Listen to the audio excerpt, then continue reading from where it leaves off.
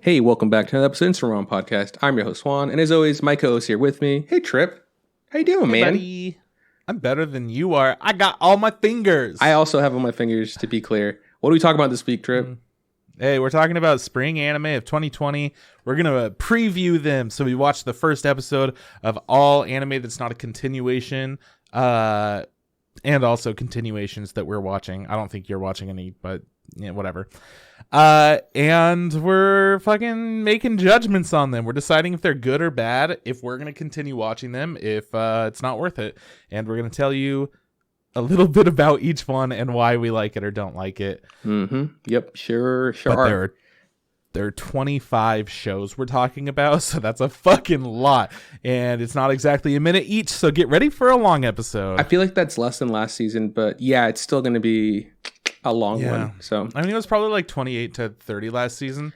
And this one, there are some things that we can't watch because they're either on they're coming out on Netflix or they're doing whatever. I don't know. Weird shit.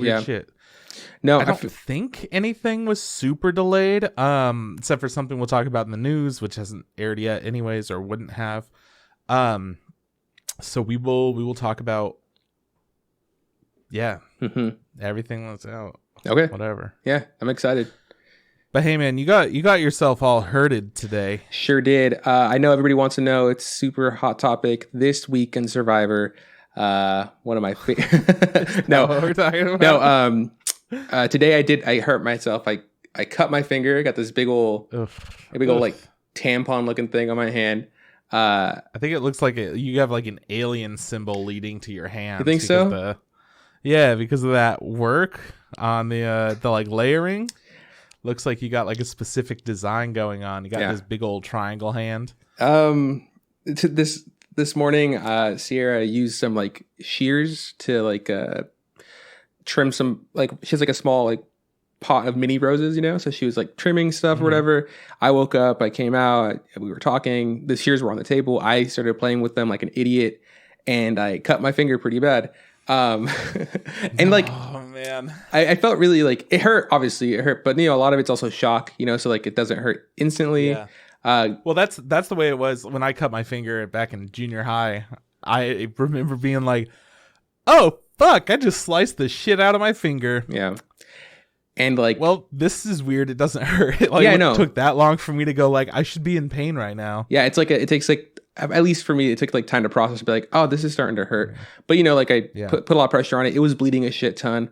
Well, that's the thing that surprises you. It's just like, I'm dripping over here, boy. Like immediately. Yeah, I was looking at it and I was like, yeah, Sierra, I don't think Band-Aids are gonna cut it. Like I think we got to go to the doctor. So we went to the doctor. It was interesting. Went to prompt care and like they had like tents outside, and I was like, oh, obviously, right. This is right. There's a coronavirus, so people are super more like safe about stuff. So I walk up by myself because Sierra's parking, and the lady's just like, hi, how you doing? It's like, what are you here for? And I go, I sliced my finger open, and she goes, any symptoms like shortness of breath, fever, you're like coughing? I was like, I'm healthy. I was like, no, it's none of that. But she has to ask, right? It's just this guy. Yeah, and she like scans me like a barcode, like with the thermometers, right? Yeah, checks your temp. Yeah, and she's just like, cool, normal temperature. Gave me a sticker. I think I still have it. It says screening complete. Okay. And she's like, that's a good sticker to keep. That's like, not many people have that. No. And then she goes, all right, go ahead. I was like, yeah, which store? She's like, just that one. And I was like, they'll fix me right up. She's like, should, because I'm like, I'm scared. Like my fucking fingers cut right open. So I go inside. The people are like, masked up, gloved up. And I sit down and she's like, does all the questions, like what happened? It's like, I fucking cut my finger. And it was weird because like I felt her I thought she was gonna be more like serious, but she was like really like nice. I was like, oh, that's right, you're a person. I know. You're not like whenever like nurses are like, so how's stuff been, dude? Like I know your finger fucking sucks. I'm just like holding my hand like are this. You staying together during the whole thing? Like, I'm just like, yeah. So I got checked in. They like numbed it like with like, I don't know, something to numb it. Yeah. They gave me a tetanus shot because I haven't had a tetanus shot in a long time. So it didn't hurt at first. It was worth it. But they told me like, hey, like later on today and tomorrow, it's going to feel like someone punched you. And so like recently, like now, like my arm's just stiffening up. It's like, oh fuck, it does feel like someone just went up and whacked the shit out of my arm. So they numbed it, they cleaned it out, they rinsed it out really good. It was really weird to like a weird sensation because I know they're doing it, but you know you don't feel it because of the numbness. And then they had to give me 5 stitches, which is also super weird because I've never gotten stitches before. But I was able to see it, and I was like, oh man, it was super cool to watch. I was like, holy shit, like there's a whole like specific way he does the stitch, and it's just like that's so impressive. And I was like, it was weird because I was like kind of like smiling, but like, wow, that's really like what an entertaining thing to do. Look at that. Yeah. And I think at one point I go like, that's pretty cool. And the doctor goes like, yeah, it is pretty cool. Like he knew his job was the shit. And the doctor, awesome. That's awesome that the doctor likes his work. Oh yeah. And the doctor and the nurse were like super nice. They're like asking me questions and talking like, what do you do for a living? Like, you know, what's your significant other do? And they're like, I was telling you like one of the first nurse, had to ask me like the standard questions like, hey, do you chew tobacco? Do you smoke? Do you like drink and stuff like that? And then she got to the last question, which I knew what it was, but she's just like, oh, I don't know how to ask this. She's like, do you like partake in substances that are like, oh, do I do recreational drugs? And she's like, yes, do you do recreational drugs? Like, no, I don't. And she's like, okay, thanks. I always have to ask. And I go, and my head is like, you're a doctor, you're a nurse, like you should feel comfortable asking. You always have to ask. It's the same thing as asking like, and are you sexually active? Right. Those are very normal doctor questions. So I was like, it's like it was a little endearing because she's like an older lady, but I was just like, you should probably be used to that because like if a person's here to get help and you need to ask them, hey, do you do drugs? And they're gonna lie to you, that's on them. Like just ask them, hey, you're doing any drugs? And you go, yep, coke, fucking heroin, all the stuff. I mean, it's like, it's like a rule that a lot of people have. If anything goes wrong, you just fucking tell them. You tell them exactly because they're your friends. Police aren't if you're doing those kinds of drugs. But if you go to the fucking hospital because you OD'd or whatever, they're there to help. Yeah. You got to say, So stitch me up. It took a few hours, going in, getting everything done. Yeah, the whole process. Which is fine because I'd planned stuff to do that, the day, like work on my animation and have a few phone calls with people I need to talk to. All that shit went out the window because I was like, yeah, no, absolutely. Sierra had plans, man. Sierra had to like cut off like halfway for work and like she missed a meeting. She told her boss and her boss was cool about it. She was like, hey, I had to take my husband to the hospital. He, cut himself. So that was fun. Hanging out. A lot of it was like me just feeling really dumb, and being like embarrassed. Like, I can't believe I did that. I'm so stupid. Like I shouldn't have been playing with shears. I'm not a fucking child. And like the rest of it's like discomfort and pain. But it's all right. Like I'm trying to like joke about it and not be too bummed. It is cumbersome to try to, because I have gotten to try to do some animation since, I got back and ate lunch. I took a nap. It's a little hard to like type and shit, like with this big thing on my hand. Luckily I'm right-handed, so that's not like the end of the world if I need to write stuff or like draw something. But yeah, it's gonna be fun to rock this. I got to rock this bandage for a couple days, and then I think in 12 days I get to go back and get the stitches removed. So it should be fun. Yeah, that was a lot of my day. Besides that, what I've been doing, I guess I watched all of I've been rewatching Community because it's on Netflix now. Yeah, I saw you snapping me some of that shit. Bro, this is a good. You know how I feel about Community. Don't fucking snap. Bro, you like that show. Come on. You like some of it at least. I love Community. Oh, so much. Oh, man. It's really funny because like some of the bits, you remember, some of the bits you're like, I feel like, oh, I can't believe I've missed that one, because I've only watched this series like maybe twice. And that was like a long time ago. Yeah, I've watched it 2 or 3 times. Yeah. A while ago. It's been like 4-ish years since I've watched it, I think. But yeah, there are a lot of jokes where you're like, that's not aging too well. Yeah. And there are other jokes where you're like, oh fuck, that's genius. Like that's some great stuff. I feel like some of the jokes that don't age too well, like I go, oh man, that's not politically correct. Then I go, yeah, but back in the time when this was, a thing, this was okay. And I guess, well, that's the joke they made. Can't change it, right? What are you gonna do? Edit it? Yeah, but then later on, they make it like very clear. Like near the end of it, they're like, hey, forget about all that shit that we said. It wasn't okay in the beginning. They like really tear down like Pierce, who's the character that said the most like shit that, he's a pretty bad person. I've also heard, allegedly, I don't want to get sued by Chevy Chase, that he's also just like in real life an asshole. Oh yeah, I've heard that. But also the whole thing is like there were a lot of internal arguments in the community cast, recording studios, and Dan Harmon, the creator, and Chevy Chase did not get along at all. Dan Harmon took some things too far. Chevy Chase took some things too far. That's just what it comes down to. Like, Chevy Chase was an asshole, but so is Dan Harmon. Dan Harmon is just a funny asshole, so it's more okay. Like, I'm down to watch his shit. He's fucking funny. For sure. Yeah, there's that new Dwayne Harmon show that's coming out too. No, it's not Dwayne Harmon. It's the other one. Is it Justin Roiles doing it? It's like it's kind of like a Rick and Morty spinoff. You know what I'm talking about? It's coming. It's coming out on Hulu next month.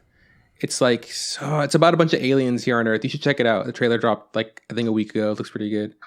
Okay, so Community. I've also watched. Me and Sierra watched season 1 of a Netflix series called You.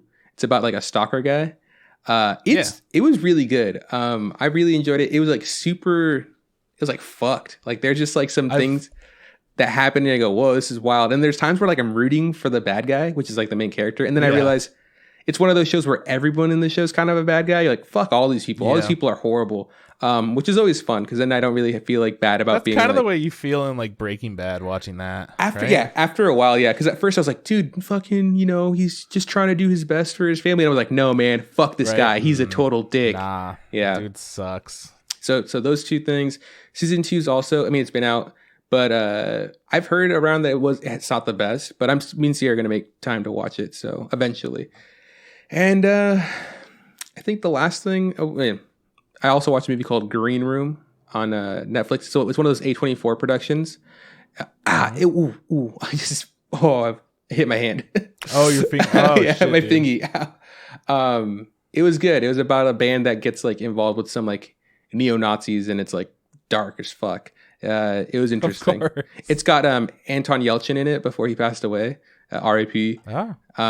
Yeah, good time. For Survivor news, I finally found out what my score is. I am now officially knocked out of the top 10. I think I'm 12th. Yeah, it's been a rough go, man. Dang, dude. Who got voted out this last week? Adam got voted out. It was actually really entertaining because he's this player that's very super in love with the show, that he's all over the place and very animated. He's always thinking, oh, there's got to be a twist. And the most recent thing he kind of came up with was that on the pedestal where Jeff the host stands, there's a little fleur-de-lis metal symbol, right? That looks like the same symbol that another contestant earlier showed, a Immunity Idol that's the same shape or whatever. So he's just he's thinking at Tribal Council that thing has to be an Immunity Idol, and he's just it'd be the first time ever, but it could happen. It's the 40th season. It's Winners at War. It could be a huge twist.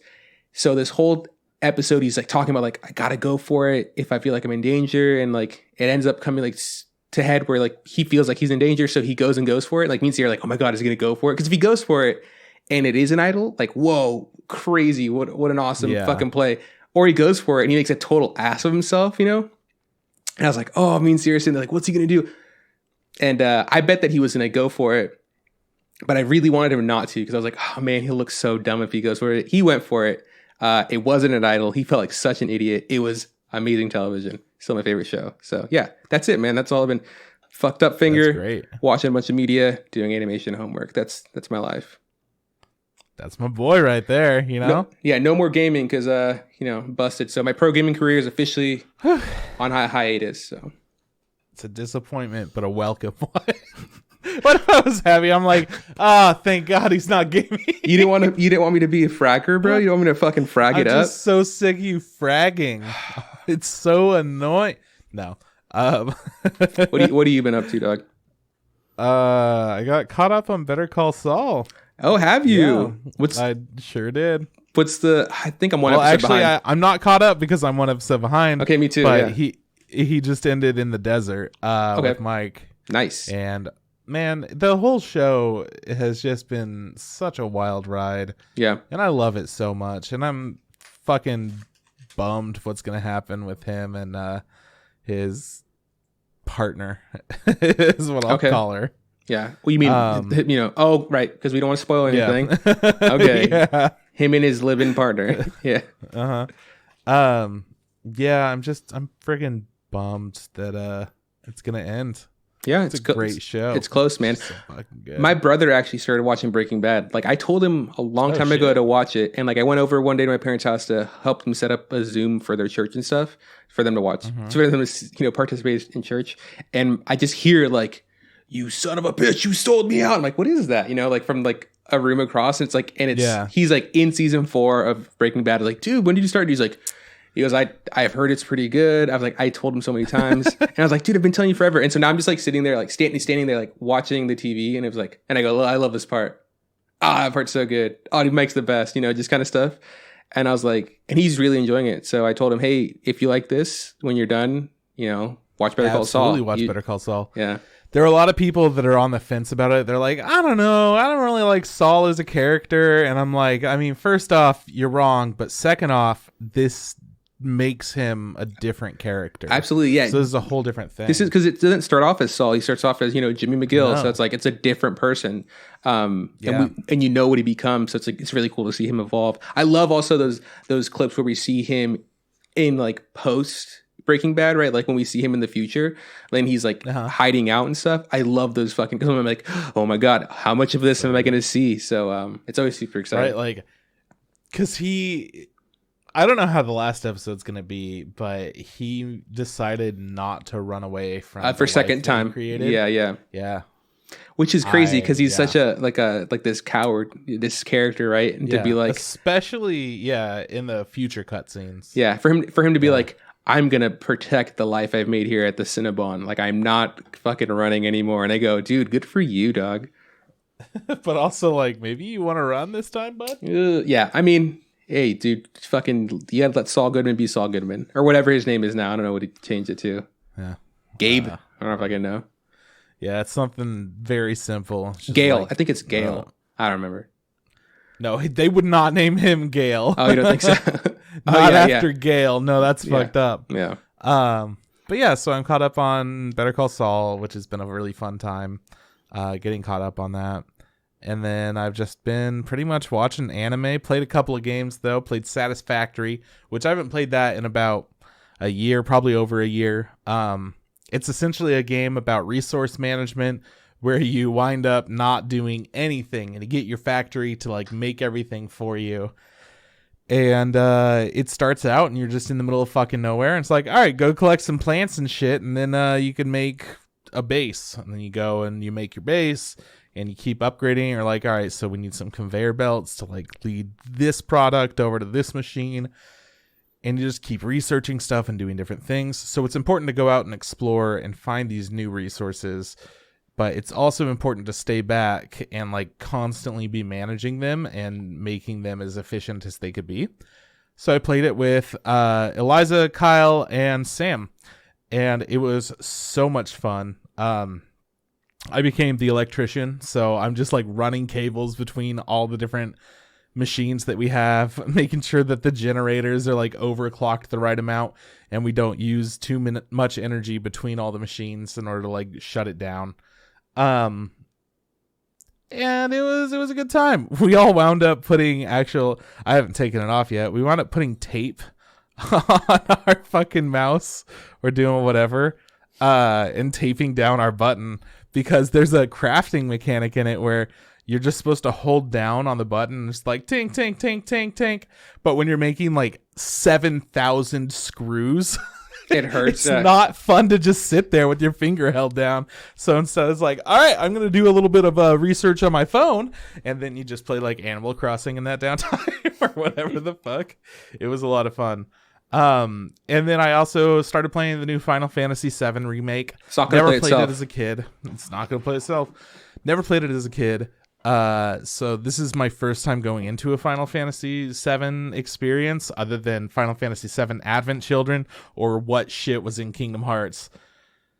And I, of course, know a lot of the story because I've got homies that are just like, yo, it's the fucking best shit. And then nobody owned it when I was young, when everyone was saying it's the best fucking game and you got to play it. They're like, no, I borrowed it from my brother's friend. You're like, okay, well. He goes to a different school. You don't know him. Yeah. Yeah. I don't own it. It's 2005. I have a PS2 and like, I don't know, man. How much did games cost back then? Same amount, but as a child, you can't ask your mom like, "Hey, for $60, can I have $60? Yeah, for this Final Fantasy game." And you can't acquire for $60 because you're a child. Yeah, no, not at all. I don't have that kind of hustle. I wasn't peddling drugs like Wallace. Anyways, good Wire, nice Wire reference. Yeah, man, just talking about some wires. Yeah, I fucking love the new Final Fantasy.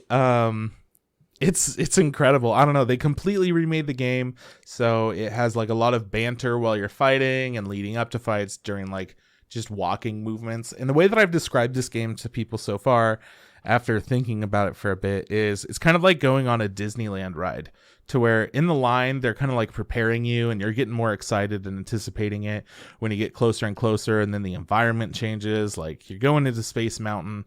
You were outside going through like whatever the outside area was, getting to overlook the whole area of Tomorrowland, and then you get to come inside into this like whole space shuttle situation, or this launch deck, and it just encloses and it completely changes you into somebody that's about to go on a ride versus somebody that's in a theme park. It's just a whole different thing.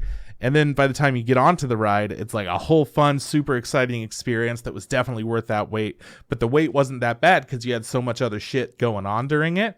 And then when you're done with it, you like smoothly exit into a similarly themed area, and it just lightly transitions you back into like, here you go. Here's the random shit that you could go and do. And I feel like Final Fantasy VII has been doing a great job of that, between the main story being this wild, super fun time, and then the side quests being an enjoyable experience that are like more chill, more like environmental, kind of check out these characters kind of thing. And then I found out after you do all the side quests, you get an extra cutscene with one of the main characters. So I'm like, oh, I'm always doing all the side quests. I gotta make these characters get their cutscenes. And yeah, it was very cool. Super into it. Okay. I'm glad you're enjoying Final Fantasy VII, the remake, because it's not going to play itself. So, nope. Have you beat it, or are you still technically playing it? No, I'm definitely playing it. How long? I'm not going super hard on it. I don't know. People have already platinum trophied it, and it came out on Thursday night. But those are people that have been playing it nonstop every day, essentially. Is 7? That's not my life. 7 Cloud? That's like. Mm-hmm. Okay, yeah, that's like Cloud and Sephiroth, Tifa, Aerith, the OG one, the one that people always talk about and stuff, right? Exactly. Yeah. But one thing that people never talked about is Jessie, who is the other love interest. There are 3 girls that you could essentially decide to go after. Yeah, I didn't realize any of this. You have childhood friend, nice, who's Tifa. Nice. You have a random ass girl from the streets, who's Street Aerith. Girl, nice. And you have Jessie, who is new comrade in war. Boo, Jessie. Which I just think is so funny. I'm like, how have I not heard of her until now? Like, I didn't know picks her. She's probably not hot. No cakes, no bops. Out of here. No cakes, no bops. But I'm having just so much fun with it. There's a villain or an enemy character, I don't really know if he's a villain, named Roche, and he comes in. You're doing like a motorcycle cutscene, getting from one place to another, and you're just fighting other motorcycle guys. And then suddenly he comes in, he's like, woohoo, what up, nerds? Just like flies in from the side of the road, kills the guys that you were attacking, and he's like, hey, I'm gonna fight you now. And you're like, are you? What a nice guy. Yeah. You got some fucking moves. Prove you got him better. And I'm like, okay, let's do it, man. And you just duke it out with him on a couple of motorcycles, and then he comes back later and he does like some sword fight shit. And honestly, it was over the top and very Devil May Cry, and I loved it. So I knew that there were like funny elements of a lot of Final Fantasy games. I played a bit of 15, and I've played a lot of older ones, but not a whole lot. I've just played a lot of them, but like several hours of each. For sure. None of them keep my attention, but man, the worlds and the characters really interest me, but the gameplay is not satisfying. Until this one, I'm actually really liking the gameplay. It feels solid. And I can't wait to play more. It's gonna be great. Did you ever beat that new one that came out? Was it I don't fucking know. It's the one where you could switch through swords. They had the anime about it. Remember? Like it was like the guys in the car. Yeah, Final Fantasy 15. Yeah. Did you beat that one? No. Okay.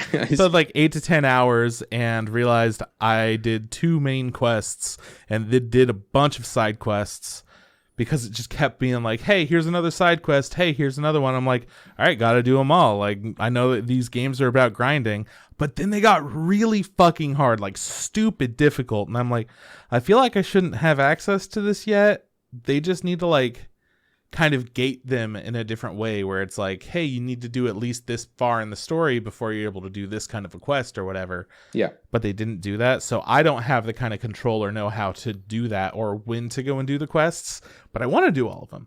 So then I went back to the main story after a long ass time of doing side quests and I did the mission and I'm like, oh, these guys do no damage. This isn't satisfying at all. And it felt like every moment was very, I don't know. It felt like it wasn't taken as seriously because everything was a pushover. So when the characters were like, oh man, this is fucking tough, guys. I'm like, nah. Nah, you guys remember back when we fought that gel cube? Yeah, that shit was hard because we don't have magic. And that's just what you did at the beginning, I guess. And then I learned later, oh yeah, you weren't supposed to do all those side quests right then. Okay, whoops. Well, I don't know. Oh, well. So I didn't play much because I was just like, I don't know how to pace myself with this game. But the way Final Fantasy VII Remake is doing it is kind of like, hey, go do this first bit. We're going to learn a little bit more. And then you're going to go into the town. And then you're going to do some town quests, kind of go and meet everyone. And then you're going to have access to doing everyone's quests in town. I'm like, okay, cool. And then after that, or in the middle of it, whatever, there's like a new main quest thing going on. So I went and did that. And then you could come back and do all the side quests still in that area because it was very clear, like, hey, let's go out and do this and then come back. And then it just adds more and more. And you're like, all right, now I'm just doing main quest stuff. And it keeps being like, hey, do you want to hang out in town though? Or like, what are you doing? And there are no new quests. And you could constantly see that because it's a small area versus Final Fantasy 15, where you had to drive everywhere. And it was like a very big area with like some very dense places that had a bunch of secrets. And then other places that were just open fields. So really cool anime, not as cool game, but really great cutscenes from 15. Final Fantasy VII Remake, I think, is doing a lot of things right. And I don't know if it gets grindier later. From what Kate was telling me, she's played more. She got to a point where she feels like she needs to grind in order to get past it. And I don't know if that's just because there's like a mechanic that she doesn't know as well or something. Or maybe she just didn't build her character right or whatever. Well, yeah. I mean, Kate's got plenty of time hanging out in her wheelchair, so good for her. Good. Yeah, that Kate. Yeah, for sure. But what if she did game? How funny would that be it's if your boss was a gamer? Dude, she's playing slots nonstop. I would consider her a gamer now. Like real games, like a Pocket Tank kind of game, you know, like a game that every once in a while skills. She brings it up when she bought her grandson's Donkey Kong Country, or maybe her kid's Donkey Kong Country. I don't know. What a dope ass grandma. That's sick. That game so fucking she did rocks. That, and she was trying to help them out because they got stuck, and then she couldn't, and she decided she hates games. Yeah, dude, that's super funny. They're not for her. I remember my parents very, very shortly trying to, like, for a minimal amount of time, trying to help me play through like a level on like Super Mario World or whatever, or Mario Bros. And it's just like, you know, dad's like trying, and he's just like, fuck this, like quickly like gets frustrated, throws it away. And then mom's just like, let me try. And she's like a little bit better, but she's just like, can't do it. And I go, man, I just, it's crazy to think that for whenever I like, if I have children, you know, like, hopefully I'd be able to like help them, but like maybe games will be so far past. I'm just like, I don't know what I'm doing. You know, this is so hard. I mean, if it's VR stuff, sure. Yeah. That's what it would have to be. You get your kids the new VR game, and then you're like, all right, let me try this on. And I get I put it on. And they're like, Dad, no, you can't do that. Like instantly start throwing up. I'm so dizzy. My nephew was playing like a game. It was like one of those like fun math games, like kind of websites, you know? And it was a game where you like shot like archery or stuff. And I was like, and he was playing, and he's like doing it. He goes 10, 10, 10. He's like, boom, 3 stars, like kills it, you know? He stepped away for a bit, and I was like, let me try this real quick. I couldn't get a fucking 10 to save my life. and he was doing like on a laptop with like a trackpad. I was like, what a fucking monster. He's like gauging sometimes the that's wind. The way to do certain shit. Like you just know I'll push right there and then I go exactly to this point. He was so good. Like and I was trash. I was like, oh man, I can't. Then I brought him over to my house and whooped his ass at Smash Bros. Put him in his place. Yeah, man, you gotta do that. But he's getting better. He's for sure getting better. He started playing Meta Knight, and I was like, I get so fucking mad. Because he's so good with him, and I was like, you spam 2 moves, you son of a bitch. Learn a different thing. I hate him so much. Yeah, spammy characters are tough, dude. Yeah. But anyways, that's pretty much the non-anime shit I've been up to since quarantine. There's been like nothing super crazy or exciting. Yeah. It's my mom's birthday on Thursday on the 16th. So shout outs to my moms. Happy birthday, your mom. I got her a shit ton of like cookware and stuff since she's been living in an RV. Now she's able to actually use her kitchen to its fullest potential. Is she in the new house yet? All right, I'm going to get her a bunch of stuff. Yeah. She's in the new house. Awesome. They're going to come back into town and pick up some stuff that was left in storage and then head back over to Arizona. But honestly, man, it's like it's the weirdest thing where she wants to come and say hi and I'm like, can't. They don't want to kill you. You can come and say hi, but honestly, I like work most days. I'm working every day for the next like 8 days. Mm-hmm. And you could come and say hi, but you're going to have to sit far away. And she's like, well, we could like pick up like Crazy Taco or something. I'm like, no, you can, but I'm not. I don't think you can. I think Crazy Taco's closed. Yeah, well, she said or something. Okay, yeah, because every time I drive by, I go, they're closed, and I go, poor Trip can't get his Crazy Taco. They're fucking closed. Can't do it. But I just don't. I don't know. I'm trying really hard to not. It's food from anywhere. Yeah, I know, and then like being not near your parents. I mean, they're at least your mom and her fiance and your sister. But it makes sense, right? Like like you're trying to quarantine. You deal with people all the time. It's best if you're just not with them. I mean, yeah, and bro, like you won't even let me see you. Like, can you monster? I know, and that's what I had to say. I'm like, dude, my podcast partner, him and I used to make love every night after the podcast, and now we can't anymore. I mean, like to be fair, like I mean. If anything, I'm more safe than you are because like I stay home so much more than you do, and I still don't even come over. So it's like, yeah, I get it. Might be hard for your mom to understand, but it's for the best. Yeah, it's tough, man. I mean, like today, I had to go into a dead chick's apartment. She wasn't dead, but we call her the dead chick. Mm-hmm. I had to go in there, and she was in there dead, and I'm just looking at her, and I'm like, hey, man, we got to go. And then I immediately know this place is like probably very unsanitary. Yeah. And like I'm gonna have to come back in here later when she stops being dead and we actually get the apartment back. But yeah, then I sent you that picture later where she was passed out in her bedroom. She just left like a giant ass can of Budweiser I thought that was the ground. I thought it was a water bottle. I was like, oh cool. I didn't know know that was Budweiser, dude. I just saw like in the text stream. I was like, oh cool. Like it's just an empty room with one bottle of water. I was like, cool, she's got the essentials, she's fine.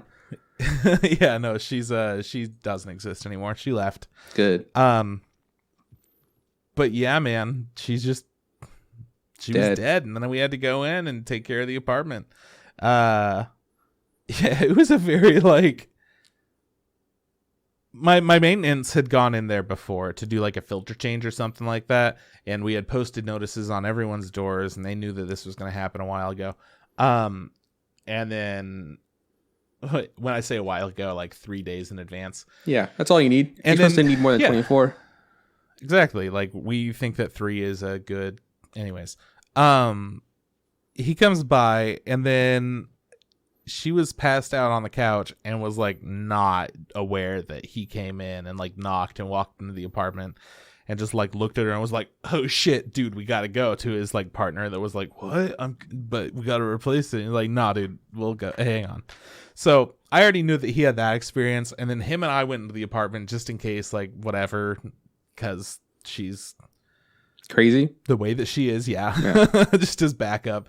So I go in and I'm like, all right, cool. Like knocked really loud, and I said our company's name like really loud. And then I opened the door and I said it one more time, and then I see her passed out in her bedroom. I'm like, dude, we gotta go. He's like, what's going on? And he like steps in. I'm like, no, dude, we gotta go. She's just right over there. And then he's like, oh, okay, so all right. cool. And then we just walked back, and he was like, so you want to call the police? Or and I'm like, we'll call some other people first, and then we'll call the police. Yeah. Mm-hmm. She's got family to take care of her. Oof. Love families. Yeah. So anyways, I don't want to get anyone sick because I've been in some dead girls' apartments. Yeah, that's fair. Yeah. Do we want to talk about the news now? Why don't you want to talk about what? Because I haven't been watching any anime. I've watched every anime that's out that's new. I haven't been watching any other anime. Have you? Have you watched other anime? Maybe. You piece of shit. Yeah, not. But I've talked a lot about other anime, like A Silent Voice and shit. Oh, also, City Girl just put out 2 new albums. Go check them out. She's so fucking talented. Check out City Girl. Just a great musician. What a nice plug, yeah. Yeah, why not? I love her. So check it out. Let's start off with the delay that I talked about earlier. So Sword Art Online Alicization War of Underworld has been postponed to July 2020. It's the second part. It's second core, and it was supposed to come out on the 25th, but just wait a few more months. It'll all be there waiting for you, baby. Yeah. Well, makes sense, right? Yeah. There's a bunch of manga that I know that's also delayed. I couldn't name them all, but a bunch of them are. Yeah, we'll get into that soon. And then How Not to Summon a Demon Lord is receiving a second season. So that was announced. Yeah. Yeah. Wow, that show was so bad. But it knew what it was. Not bad enough. They knew what it was, and it's got its audience. That's the thing. You are. It has its target audience, and I'm sure those fucking guys and girls are fucking pumped. Good for them. Yeah, man, absolutely. Next up, Cells at Work Code Black is getting an anime in January 2021. I heard about that too. Is it like a spin-off or like a different arc or something? Or like a different side manga or something that's being animated? Do you know? Because I saw some images, and I know that in this one, the white blood cell is a girl, and like the red blood cell is a boy. I don't know if it's like a season 2 type thing, but I think it's a spin-off. Where they were like, oh, we really like this world that we made, but I'm kind of tired of the characters. I feel like that's what this is. That's just cool. Like a side story type thing. I think maybe all of them are just different seasons with different characters, so they're going to call them Cells at Work. Different arc, yeah. No, I know that I think I'm like 4 episodes. I think I have like 4 more episodes to finish season 1 of Cells at Work. So when I heard this, like, oh, dope, that will motivate me to finish it and then do the new one, because like that show is really fun. And it looks great. It's just a good ass show. It's an anime though that's like very anime, and that's what's downside for sure. But it's good. It's whatever. I like Cells at Work. What I don't like, but everyone else likes, so congrats to everyone, is Demon Slayer movie Infinity Train. It's gonna release on October 16th. Did you not like Demon Slayer? Goblin Slayer. No. I thought okay. I'm sorry. I thought okay. Kimetsu no Yaiba? Yeah, that's Demon Slayer. Demon Slayer. That's the fucker that won like best boy or best, and then like best fight. Okay, I'm sorry. Because I thought Goblin Slayer. That's the one where the guy with honestly, Goblin Slayer is kind of just whatever. I watched all of it. I like that one a lot more, I think. I like parts of both. Is that one also others. Getting a movie, I feel like? Or is that getting a new season? It's a new season or some shit. Okay, cool. Well, I don't remember. Good for the people. Yeah, good for the people who like Demon Slayer. It's all right. It's all right. The animator Hatsumida Shiyo has said many studios have stopped recording for new anime episodes, and most anime scheduled for June is likely to be delayed. So I think it's good that people are coming out saying something about what the current pandemic is doing to the industry. Because honestly, at this rate, I was shocked that we got this many shows all still happening, considering we've seen things like Shirobako, where we know that if one thing goes wrong, that could fuck up the entire project. Yeah. And to have like this many people trying to work from home, it's bound that like something goes wrong if they're not used to it. Like, yeah, I don't know. But we're still getting our shit. It's nuts. I love that Shirobako is now just our go-to reference for how the anime industry works. He goes like, well, in episode 4 of Shirobako, we all know that. But yeah, no, fucking it makes sense that these things are gonna get pushed back. I mean, everything, like even like in like the actual like the film industry in the United States, like the big blockbuster stuff, all those things are getting pushed. Like filming, production, post, all that stuff is being changed because of what's going on right now. So this makes sense. It's again, it sucks, but it's for the best. So yeah, that's all the news. Okay, cool. Let's keep it short. Let's keep it simple. Let's talk about 25 different animes, Spring Anime 2020 preview. Let's do it. Let's start with Crunchyroll. What do you say? Yeah, let's start with the Crunchyroll. I think that Crunchyroll's a good start because everybody has it. Yeah. Crunchyroll's just your basic anime stuff. And I'm just going to go ahead and really quickly talk about Ascendance of a Bookworm, made by Ajia-Do. They've made How Not to Summon a Demon Lord and Izetta the Last Witch. Now, Ascendance of a Bookworm is on its second core. It was 2 core, but it got separated for like a few months or whatever. And coming right back into it, they did have a couple of side story episodes that I watched and was not into. One of them was okay. I did kind of like it, but the first one I really didn't like, so I can't say I was into them as a whole. The first one was just about some people that I've heard about how good the main character is at making books and apparently doing everything. So they're just like trying to figure out who the fuck she is because nobody's good at that shit. Like, and she's coming out of nowhere and doing all this, and she's a little kid. What? So it's a character that's trying to figure that out. That was just made for this little side story episode. Didn't like it. And then there was another one that was she's going with her parent or with her mom and her sister to go and talk to her like partner, her merchant partner guy. And it just shows how they are in a completely different kind of world. Like, main character is just leaps and bounds ahead of everyone else, and how she's able to communicate with different classes, because there's a very class based system in this world. And they are pretty much lowest of the low. They're just peasants, more or less. But she's working her way up the ranks, and she's hanging out with royalty and stuff. And they're like, what the fuck? So she brings her parents along, her mom and her sister along to check out whatever, and just kind of see the shop and meet the people she works with. And then they get into a debate about the price of rights to one of her ideas. And it shows her and how like she won't back down, and how she's communicating with him. And the mom and sister are just fucking blown away. They're like, holy shit, she is so goddamn smart. Like, thank God she's in our family, because we fucking suck. And it's really cool seeing that divide between like some normal ass peasants and this girl that's from another world that knows more shit, that's like a lot more modernized, and all that. And then the actual first episode of it, it does show her back where she's been, and like she's getting ready to be inducted into the church so that she could be closer to magic items that could take away like the magic power within her that she can't use and her body is rejecting, and that's why she's dying. And she's been like dying since the first episode, and she's essentially just living on borrowed time. So she needed to become a part of like the kind of villainous, more like greedy church, in order to be around these magical items. She also wanted to be a part of the library, so she wound up selling herself in a way where she's like, I would be really goddamn beneficial, and wound up making it work and got referenced and all this good shit, to where she's not just like orphaned from her family and is a slave of the church, which is what happens to a lot of people that are involved with the church.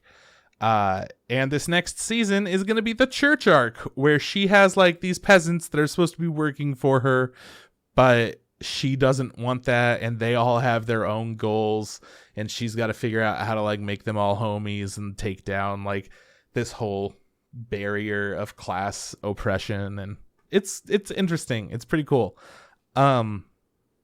Excited to watch more of it. It's just doing more good stuff. I think it looks a little bit better than the last season, or last half of the first season looked.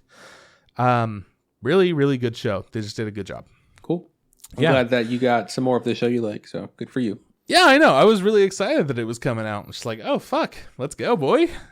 Next up, My Life as a Villainess. made by Silverlink. They've done Kokoro Connect, Non Biyori, and a bunch more stuff that we like. What do you think of this? You know what? I didn't hate this. Like, I actually laughed a few times. But you know, me too. It's an isekai. Okay. And so, you know how my stance is on isekais. I'm pretty tired of them. Love to hate them. Yep. I love hating them. Yeah. But this one felt a little different. You know, it's about a girl who dies and she realizes that That's different.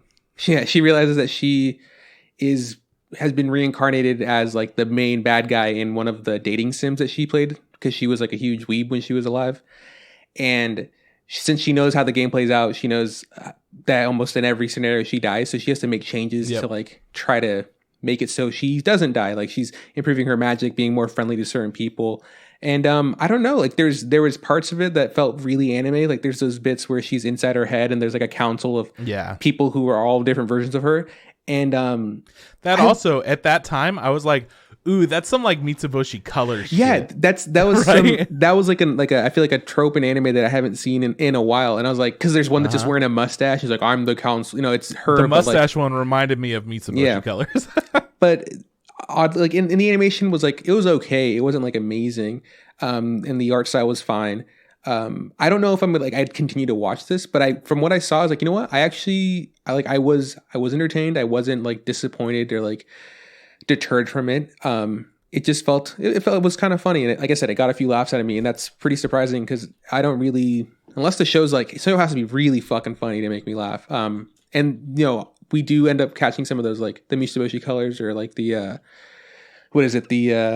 high school life, the daily lives high school boys, like those shows are fucking hilarious. Or like the workshop of fun. So I wouldn't say this got to that. This got to that level of funny, but I enjoyed it for what it was.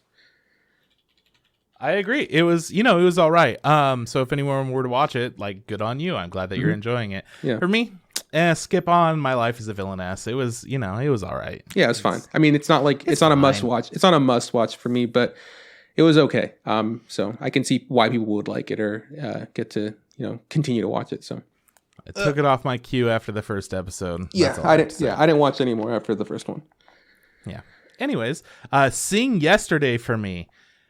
This one was made by Doga Kobo, actually. I was super surprised about that. They've done Plastic Memories, Gabriel Dropout, and like tons of super cute girls doing cute shit, Mm-hmm. This is the love one, right? The triangle with like the not the high school, the college graduate, right? That's that one? Yeah. Uh-huh. Yeah. So it's about a college graduate who's like a year removed from school, and he's kind of like, he's a photographer, so he's kind of broody, and like he hasn't found a job, and I think he runs into his former like classmate who everybody assumed they'd be together, and he runs into a new random girl who like has a pet crow. And like he's just trying to figure his life out, man. Apparently this is like based off like a really popular like old manga. And I feel like it feels like that, right? Manga, okay. And honestly, it's good. The style for sure, like the art style, like it looks like that, like an homage to old anime, but like, now. And the story pacing, it feels a little slower than it would be for like real, like for current anime. But it was entertaining. The first episode I really liked. Okay. No problems with the first episode. Did you watch more than... Okay. Oh, he's sneezing. What I haven't doing, sneezed in like a month. Woo! That was wild.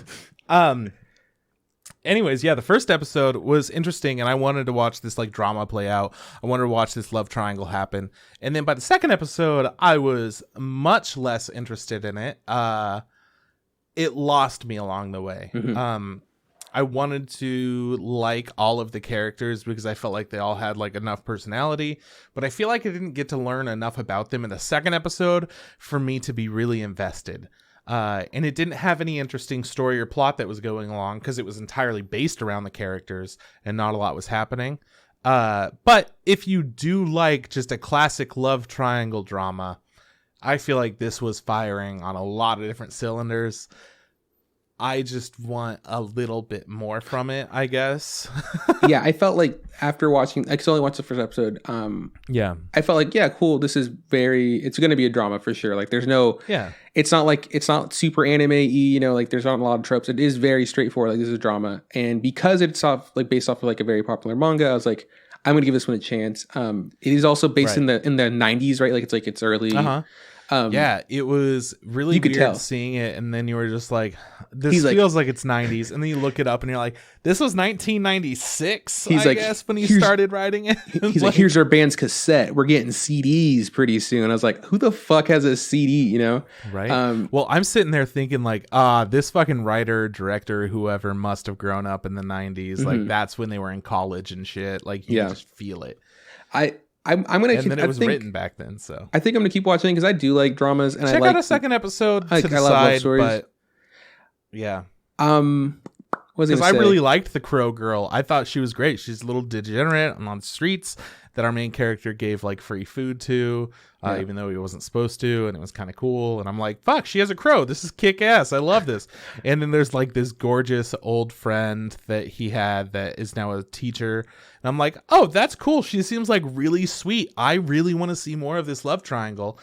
And then it did something in the second episode that just kind of made me lose interest. It turned into an isekai. He died and came back to life. It just turned into our main character fucking sucks, and both of these girls feel bad about themselves. And then they think that the main character fucking sucks, but not enough to be like, yeah, I don't love him.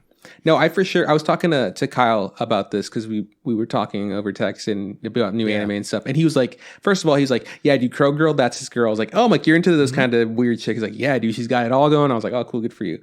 But my conversation was like that I had, or my issue was, so like people give him a lot of shit for not having a job a year out of fucking college. And then there's like hey, like we're having our college reunion. I was like, a year after college, you're going to come back and see each other? I'm like, Japan, what the fuck are you doing?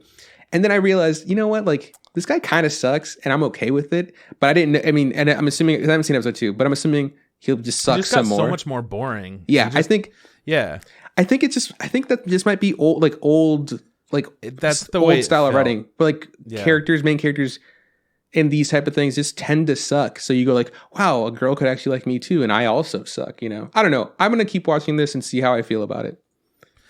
I'm excited. So that was Sing Yesterday for me. Now we're on to a similar show, The Eighth Sun. Are you kidding me? Made by Synergy SP, who's done Metal Fight, Beyblade, and Major seasons 4 through 6. Banger. As well as Sheen A Animation, who's done Sweetness and Lightning and Teasing Master Takagi-san. Some like really good show. I'm like, Beyblade and like half of Major, and then also these two just gems. So that's funny. Yeah, The Eighth Sun. Are you kidding me? Was easily a show that I don't give a fuck about. This was my first one where I'm like, nope, I'm out. Where it's another isekai, which you got to convince me if it's an isekai. I'm not just in it because it's an isekai, right? Meanwhile, if it were like a battle royale, you might be into it right away. I feel like there aren't any isekai people anymore. Like I for sure felt like I used to be one. No, everything's isekai now. So it's like, it's like not even like, ooh, I have to like all of them. There's so many now. It's just like, and it's got to the point where like the isekais don't even matter. It's just like, yeah, we'll show, like they'll mention in passing, oh, I used to be a different person in a different world, and now I'm here. It's just like, why the fuck do I care? I don't know, man. It's just not for me. But this one does suck. So this one sucks. This little ass kid finds out, oh shit, like I'm in a family of like nobles. This is fucking cool. I'm at this like royal party type thing. Wow, look at this. This is incredible. And then they go back home to they take down all the decorations and shit, and then their home is just like a decrepit piece of shit, and it turns out they aren't like a noble family. They're just like, they're not a wealthy noble family. Yeah, they have like noble blood, but they're poor as shit. Yeah, they live in the sticks. Yeah, no, I love that he was like, and that he was like, eating the food, and it was like this like hot water and like pieces of bark in it or whatever. And he's just like they're super poor. Like they live in like, they're like, it's like being rich in a shitty state, you know? Like, yeah. Oh yeah. It's like, oh cool, you're super loaded, but you live in Idaho. Who the fuck cares, you know? That's what I thought about it. You think Idaho's a shitty state? I don't know. I've fucking never been. Go there. Idaho sucks. I'm not calling anyone. Instagram podcast stance. No, it's states. decided. We've decided. Instagram podcast stance. Idaho sucks. That's fucking Cajun of you, dude. Oh, how dare you son of a bitch. So, anyways, then he winds up being the 8th son, and he thought he was like next in line to take over the royal family at first. And then all this other shit happened, and he realized, oh, fuck, like, there are tons of kids in this family. Yeah, because we're fucking poor. We need shit tons of kids to do all the work to upkeep our giant mansion that we can't afford. Like, yeah. Yeah. Anyways, they have, like, wind magic. This show started off with, like, we see a bit of him in the future, and then we see some of him in, like, the real world, and then we see him being a child. So we're going to watch him grow up and become this, like, magical person who's, like, I don't know, trying to improve the status of his like noble house or whatever. I don't know. It's just like a bunch of convoluted stuff. Like the intro, like is like super. I saw the intro. I was like, oh cool, they're gonna fast forward through all this bullshit. Like no, we're gonna see him grow up and train and shit. Oh yeah. One thing that I did think was funny was like the way. So when you see him in the real world, he's like he's coming off work. He's like a business person, right? He's coming off work. He's making himself like pork ribs and stuff. And he's got his meal all set up and he's waiting for the rice to finish. And then he like falls asleep. And then he wakes up and he's like at the dinner table in the new world as a child, right? I want to see a scene where we find out how he died. And what it is like the rice cooker exploded and like it blew his brain off, you know? Or like he fell asleep and like he... Well, because he was making a nice ass meal. Right? It was. And a lot of it, it's just like, hey, I'm the 3rd son in this noble house. At least I won't go hungry. And then we find out he's the 8th son. Are you kidding me? But I just would love to see a clip of how he died. Either like the rice cooker blew up, I'm sure or he that fell you'll asleep get there. So and drowned in the miso. Keep watching this show just to make sure that he did drown in miso. I'm not going to watch this. No way. All right, man. The next up, we actually have an interesting show that I'm assuming we both enjoy. Yeah. Yes, this is a good show. Tower of God, made by Telecom Animation Film. They've done things like Orange and All Out. Do you remember All Out? Yeah, that was the rugby one, right? Yeah.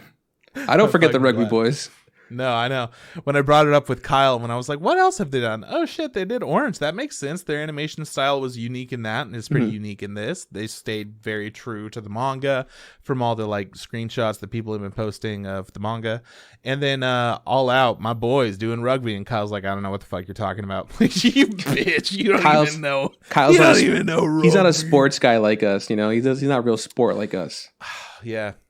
I'm for sure the sporty spice of... him and I. This is one of the shows that is a Crunchyroll original, right? Which we still don't know exactly what it means, but they license it.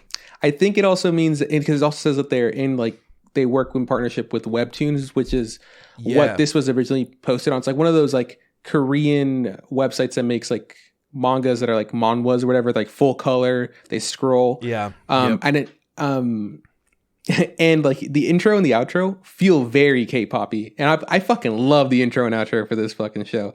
This show I really enjoyed a lot. Like I watched the first episode. I didn't know how I was gonna feel about it. Like I clearly go into every anime trying to keep an open mind, but for this one I felt a little bit more apprehensive, I guess. I agree.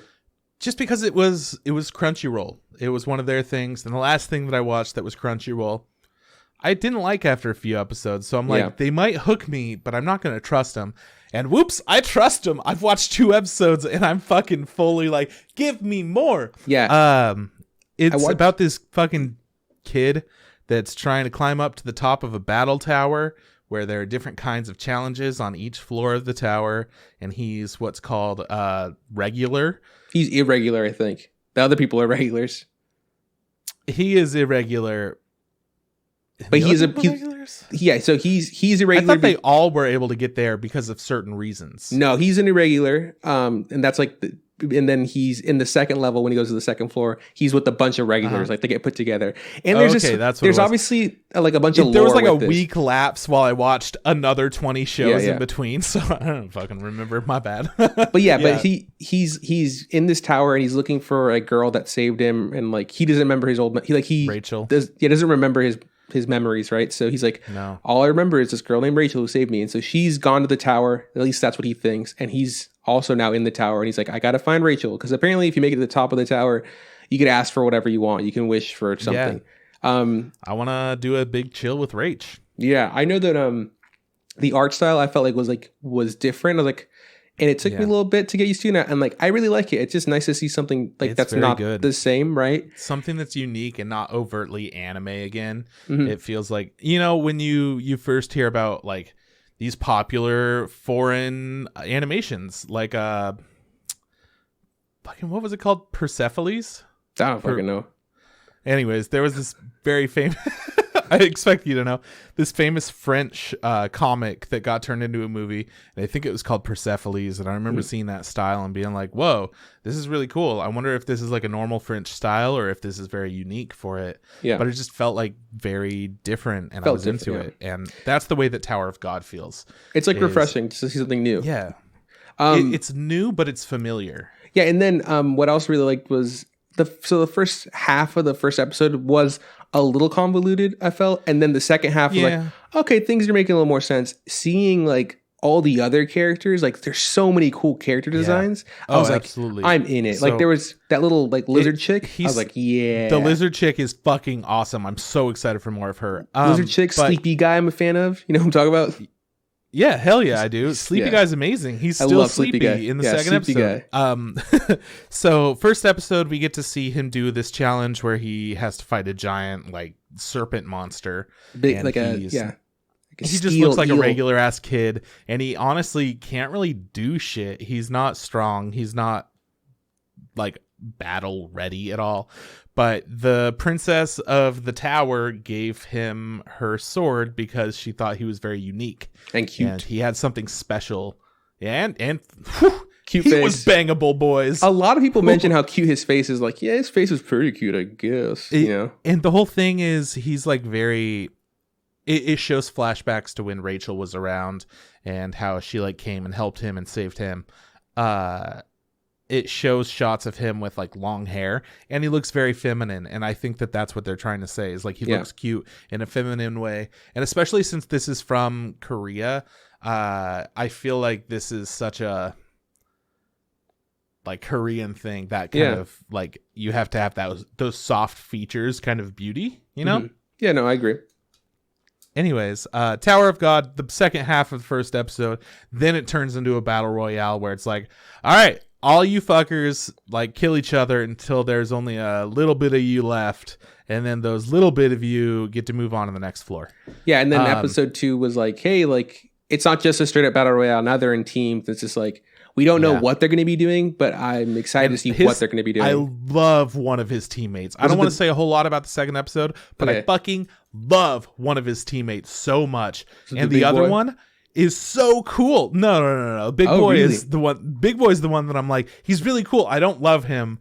And if he gets killed, I'll be like, all right, well, but if the other one gets killed, I'll be so fucking pissed. You know what this show kind of reminds me of? It reminds me of like kind of like Hunter x Hunter with like the whole like I was like a random collection too, like of like a bunch way of people. faster Hunter x Hunter. Yeah, no, I'm like I said, like it's this. I think it's like a weird battle royale puzzle dungeon crawler thing. But what I really like is just seeing all the different characters and seeing who's teamed up with who. And I was like, this seems like a lot of fun. I'm excited to see where it goes. Yeah, that's all there really is to it. But episode 2 was for sure all like really good. So fucking good. Anyways, check out Tower of God. It's really good. Digimon Adventure 2020, made by Toei Animation, who's done One Piece and Dragon Ball Z. Now, this fucker showed up out of nowhere. It wasn't even on my radar. As a fan of the original Digimon series when I was a kid, I, of course, look at this and I see Tai and Greymon, like, very heavily featured on the Crunchyroll little cover picture art, that they have. Yeah. And I had to look up. I'm like, is this shit for real? And then it's like, it's a retelling of the original Digidestin. And I'm like, yeah, it is. I'm in. Let's go. I watched Digimon Adventures Try or whatever. And but Digimon Adventure 2020 is like a fast forwarded version of the movie, essentially, to where it like gives you a setup of a couple of characters. And then by the end of the second episode, we already get like the top of the power level. we like hit fucking top power. Oh shit! I only watched the first episode. I mean, by the end of the first episode, you've already powered out. Like, you have Garurumon and Greymon, and those didn't come around from the original series for like a good 12 episodes or whatever. Yeah. No, it was cool to watch because I remember watching Digimon. I remember like you and I were talking about it, and you're just like, "Yo, dude, the fucking snow, bro, is snowing in the middle of the camp." And I'm like, I don't remember that. That was so long ago. And he's like, "Dude, they were on fucking camp, and they were fucking snowing, and that's why they went on." I was like, "Calm down, dude." Camp, dude. But this one is it feels very true to the original one. It's so new, and the art style is very clean and it looks like the old anime. It looks great. The one thing I didn't like was what's the name? It's Izzy. Izzy's the frizzy hair dude. Dude, Izzy still looks like a fucking lunatic. He's got fucking dead eyes, dude. He doesn't have pupils, but like they're just like those are the eyes you give a character who has nothing to lose. He's like a fucking murderer. He's terrifying. And I thought it was just me, and I was like, no, man, this guy's fucking scary, dude. He's horrifying. But here's the thing, Japanese like penguins in anime, whenever they show penguins in like a head-on shot, that's the way Izzy looks. I agree. Where his eyes are like on the sides of his head, and you just see his like little pointy fucking face, like internet. Yeah. Just every time, I love him. This is the show I want to keep watching just because, I mean, one, for nostalgia, two, it's pretty good. The pacing is so much better than it would have been back in the day. So if you've never seen Digimon, this is a great thing to just kind of watch.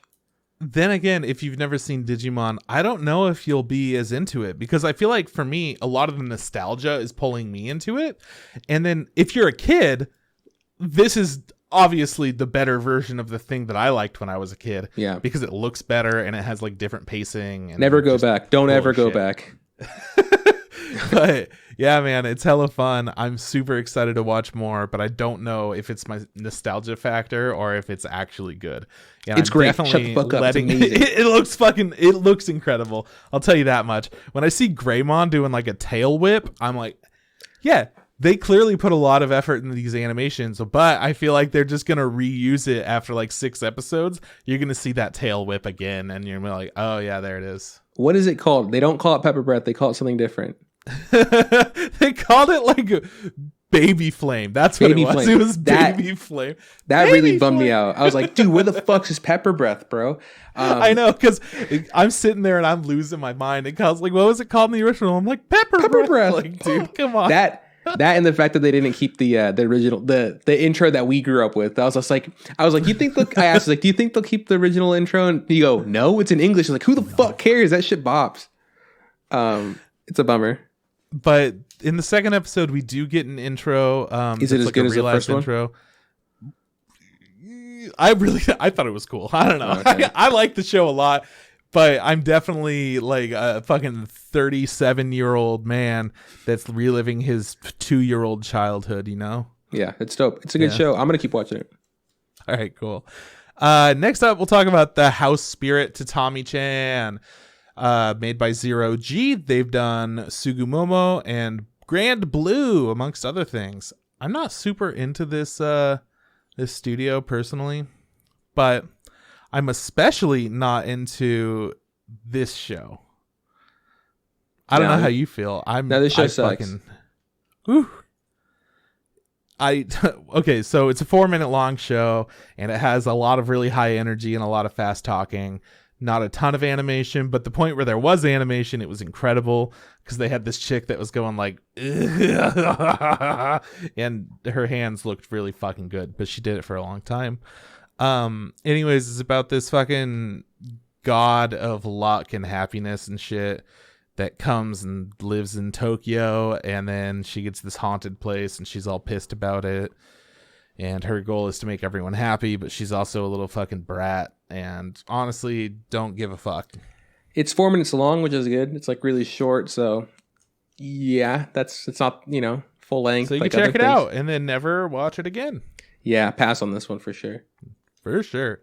Next up is Shadowverse, made by Zex. They've done Say I Love You and Diabolic Lovers. Ooh. I wanted for a fucking show about a card game that's clearly aimed at kids. I wanted to throw in Diabolic Lovers because that's good, the vampire. Man. Yeah. That's a vampire like the hentai that garbage Sierra show likes. that Sarah liked. Yeah, and there's 2 seasons, and she watched both of them. I'm pretty sure. Yeah. This one, this one was essentially just like a show about a card game, and it's based off a mobile game, just like Hearthstone, and that's apparently what the real game is like. I downloaded the game because I wanted to see it. It is just Hearthstone, but you know what? Though I will say something. In the game, they have like animated cutscenes that are actually pretty good for whatever the story is. Here's the thing, though. Here's the problem. Like every single gacha game, every single game like that has really good looking cutscenes. Yeah, okay, cool.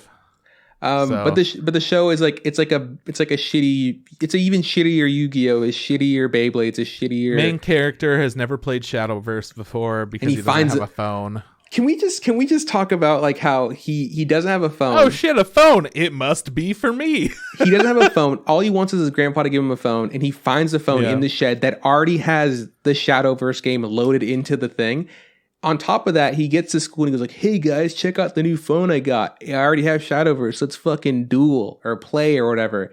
And they're like, "Okay, we can't because everything keeps getting in the way for them playing."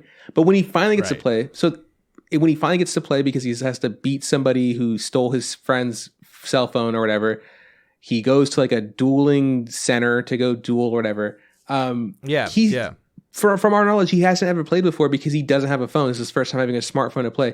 He instantly knows how to play. I'm assuming he's like watched a bunch of videos, but on top of that, he has just a deck already. Like he has like these awesome cards and knows instantly what they do, and they're just super OP. The rules seem to make no fucking sense. This show sucks ass. I cannot talk about. I get it. You like it a lot, Trip, and you can watch it if you want, but this show's horrible. Yeah, I don't know, man. It's going to be a good thing for the kids that like Shadowverse because clearly they're going to be like, "Oh, this is fucking cool. It's Shadowverse. Now it's on TV." But this isn't one of those things where you get to see something in a new way because instead they're like, here's some characters, and they're literally just playing the card game where it shows a quick animation of these like cards instead of showing these cards are sentient things. Like when you're playing Pokemon, the card game, or Yu-Gi-Oh, the card game, and you get to see the show, you get to see a lot more going on that was like really intriguing. Like an actual plot, a story. Yeah. Yeah. More stuff going on like that. But this is definitely just like, it'll add more story to it. And they were just like, hey, people don't know what we are, so we got to make sure they know what we are. And I'm like, that's not the way to get me into it. Sorry, homie. Next up, let's talk about Princess Connect Redive, made by Cygames Picture. They've done Minaria Friends and Blade Runner Blackout 2022. This was the one about the guy that wakes up with no memories. Is that one? Yep, this is that one, which there were some of the best animated scenes this season so far in this show. And I loved those parts, but I'm not watching this show. Yeah, so it's about, I think this one's also based off a game. Is that right? It's also based off of a game, and the main character is a fucking moron who has no memories, so he's relearning things. There's a character that's like meant to protect him while his goddess or whatever recovers because she's all fucked up, and that's probably where he gets all of his memories and shit. But they really drive home the fact that he's a literal moron and doesn't say anything. Tries to eat money. Yeah. And at first they didn't drive it home, though. They were just like, this guy's just not saying anything. And then eventually it was like, oh yeah, he's very clearly an absolute idiot trying to eat this money. It's made by the same people that do Konosuba. Okay. So that makes sense. I mean, different studio, but same vibes, people behind it or whatever, like same story writers or directors or whatever for the episode. It's dumb. I'll agree with you though. Good at parts. I'll agree with you that it did have some really cool animation in it. Like there's some clips. I loved when the food girl decided to do like an atomic kick to a shitload of mushrooms. I like the bit where like the stupid looking dogs came and dragged our dude away. You know, like it was like they did that a few times. There's like funny bits in it, but as a whole, I'm like I don't think this show is just kind of the thing I'm kind of looking for. But it surprised the hell out of me and made me laugh, and I will give it credit. Yeah, I will say I did laugh a few times, and I also will say I agree. Like the fact that like I thought he was just like a quiet dude. I didn't realize he was like mentally disabled or whatever. No, I had no idea. They really like drove it home by like the second or third joke. Like, oh, this guy's just the dumbest thing in the world. Like he's like sleeping and like the dogs pull him away again. I was like, this is the bit. This is just the bit. I don't know. I don't think I'm gonna watch this. Definitely not gonna watch it. And finally, Woodpecker Detective's Office, made by Leiden Films. They've done Love and Lies, She and Her Cat, Everything Flows. And I can tell you right now, this show put me to sleep, so I don't know what happened. I can tell you right now, I wish it put me to sleep because I was fucking bored. Yeah. Honestly, it looks pretty good. Leiden Films makes good looking shit. Like, it does look when nice. I found out that they also did She and Her Cat, Everything Flows, I was like, oh, yeah, I get it. I like the character designs. I like the when there's animation, it's nice. It looks a lot better than I think the show is. Like, it's another detective show. Is that just a thing this season? Okay, so it's a poet that turns detective, essentially. There's a whole brothel situation. I'm like, yeah, let's just go to the fucking brothel. And I'm like, am I misreading this show? I thought that this was a pretty boy show based off of the intro that had like a ton of pretty boys in it. Yeah. But maybe I was wrong. And then, he goes to a brothel, gets some like blood on his clothes from another man who's leaving it. Uh-oh, there was a death in the brothel. That's not good. So this motherfucker starts peeping around and trying to like figure out who did what and what's going on. And they're trying to solve the mystery of the murder. And by the end of the first episode, they solve it and they get called out. And it's like a big dramatic reveal that honestly just felt kind of dumb. Like, if you're trying to solve a crime, why wouldn't the actual police, because that's who he was like proving is an idiot, why wouldn't the actual police look into goddamn trash? It's very like, it gave me vibes of like Sherlock Holmes always trying to like to show the Scotland Yard that they're stupid or whatever kind of things, like, I'm better than you.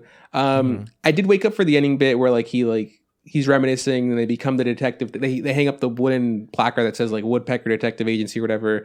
Yeah. And I was like, and then it cuts to him being older. Like, oh, that's right. There's also the bit where he's like, he's been dead for 10 years. So it's like, I'm not very invested in this show, even though it looks pretty.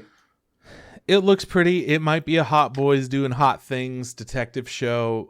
It definitely has some good things in there. If anybody were to watch it, I would definitely like understand their interest in it. But for me, it didn't do anything that I liked, which kind of sucked. Other than the animation. Animation, character design was good. So that's everything on Crunchyroll. I'm going to go ahead and let you know right now, I am watching Ascendance of a Bookworm, Tower of God, and Digimon, and that's it on Crunchyroll. I think I'm watching the Sing yesterday for me, Tower of God, Digimon. I think those are the shows I'm going to give a shot.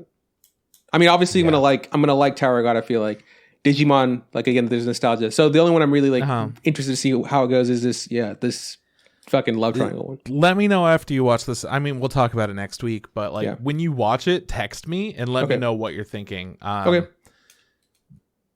Because if you're going to watch it, I might jump in and see if a third episode turns it around for me. But after the second episode, I was really left with like, fuck this. This fucking... Okay. I was pissed. I watched some good shit around when I was watching that too. So I'll keep you posted. Cool, man. Next up, Funimation. We're going to talk about Gal and Dino, made by Kamikaze Doga, who has made Pop Team Epic and some JoJo's Bizarre Adventure. They're, of course, not David, but they're something else. Anyways, and Space Neko Company, who made Apartment and Oshiruko. Dude, Gal and Dino was the wildest fucking time. I don't know how you felt, but I was losing my mind at the second half. Which one was this one? Like, give me some fucking bullet points. I watched a bunch of anime, so so you know what a gal is in Japan? It's like a specific kind of girl that dresses up in a certain way, and a lot of people call them sluts and stuff. Yeah, like the tan chicks with blonde hair and stickers on their eyes. You know what gals are? Hell yeah! Oh yeah! Oh yeah! Dude, you type in that into Google search all the time and then don't get the results because you're in North America. I just use my fucking Google Glass dog. I got it right fucking here. All right. So Gal and Dino is about that girl and a dinosaur. Okay, I for sure. Okay, there's no way I watched the show. I must have missed it. What? How How the fuck did you miss this? I don't know. Maybe. Okay, so you are gonna go and watch it like tonight because it was so weird. I have to watch the second episode of it still. I'm not convinced. But you liked it? Like you enjoyed it? Okay, so I hated it. Oh god. And then I loved it. Oh man. Okay. So I missed this one because there's no way that would seem you're like remind me. Yeah, how would I remember the title? Like, yeah, I don't know. Like, how could you forget something like that? I thought you were doing a bit. No. I think I because must have. I'm like, it's the most obvious show out of all of them. I must have added it to my queue and then like unadded it or whatever. Yeah. Because I remember going through and adding Funimation's so gross. Dude, I fucking. Ooh, I am so fucking because like usually so Funimation's great. It's got amazing dubs. It's got a great what's it called? A great catalog. It has a great lineup this month too, or this season. But fuck them, man. Every time, like it's so dumb because like at Crunchyroll, obviously it's their staple you go to. We always joke that High Dive is the powers of anime, but High Dive does a lot of things right. Funimation, High Dive does a lot of things wrong too. But yeah, Funimation, Funimation, like you've been around for so fucking long, and like we bitch about like their app sucks dick. Like I want to watch a show so bad, and like the app's just like I'm refusing to turn on, or like it'll let me play it'll let me cast one show, and then that's it. It's like I'm tired. I'll turn off my phone. I'll close the apps. I'll do everything. Doesn't work. And then you and I were talking about this. Like at least the browser is good. Fuck the browser, okay.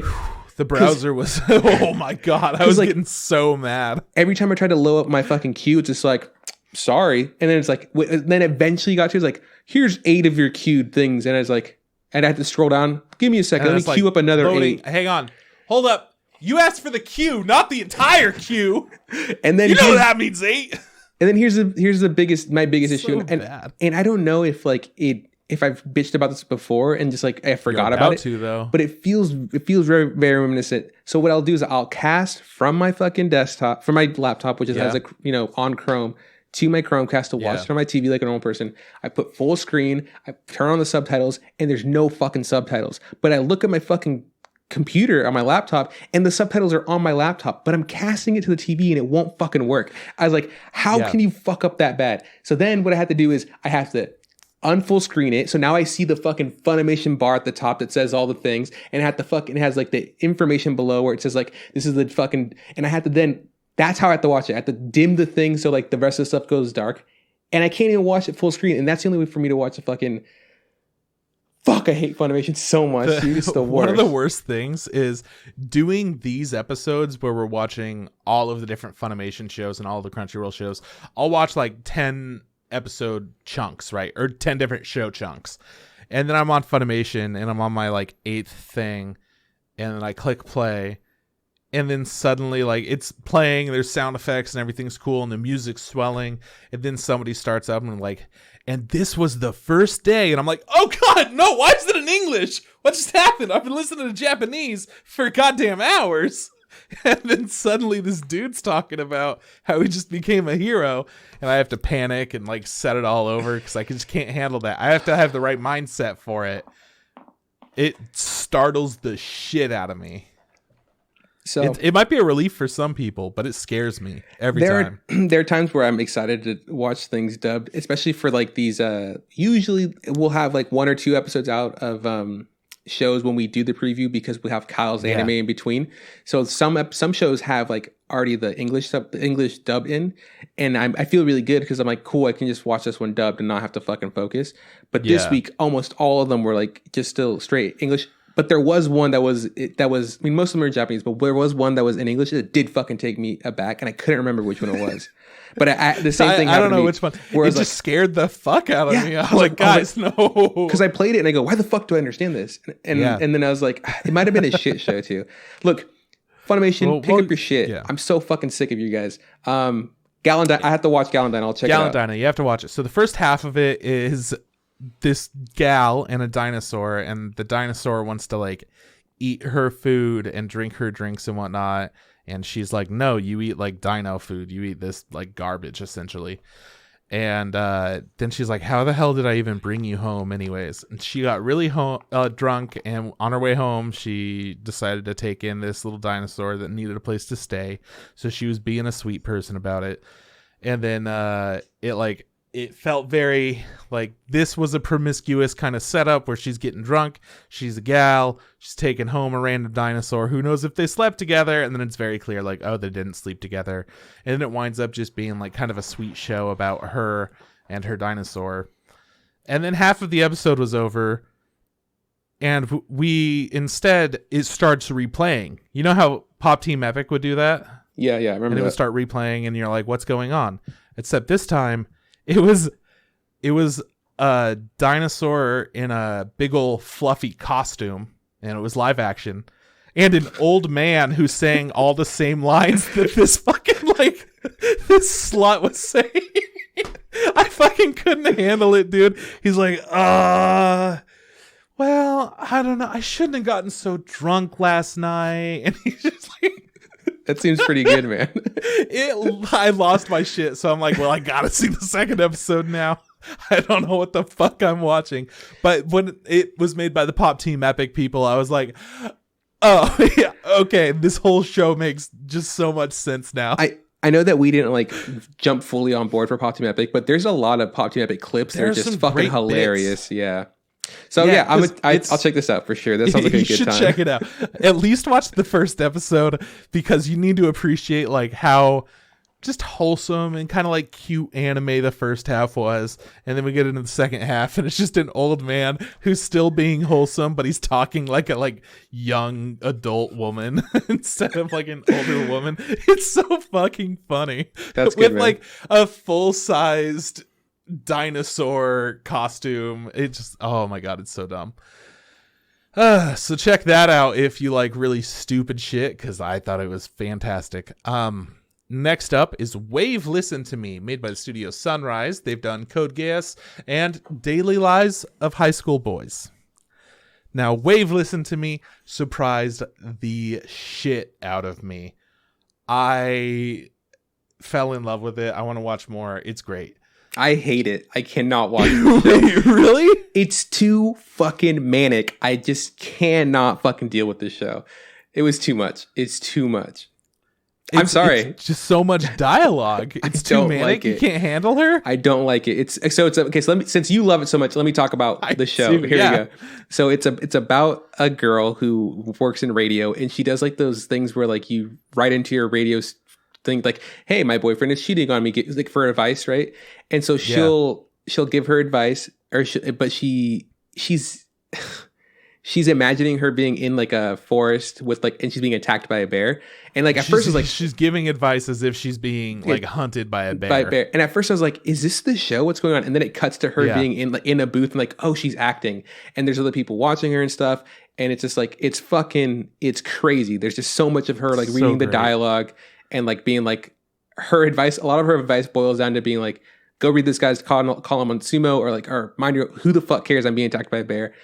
And then we see how she ended up getting her job. She ended up getting drunk, and then someone recorded her, put her on the radio, and then she goes to stop them on the radio. And then they're like, dude, you're perfect for the radio, because in radio business, like silence is death. So like if you can keep talking and keep them along, like you'll be great at it. And she's great at it. She can. And it was so much fun to watch her just excel at that and fucking rant. I fucking hated this show.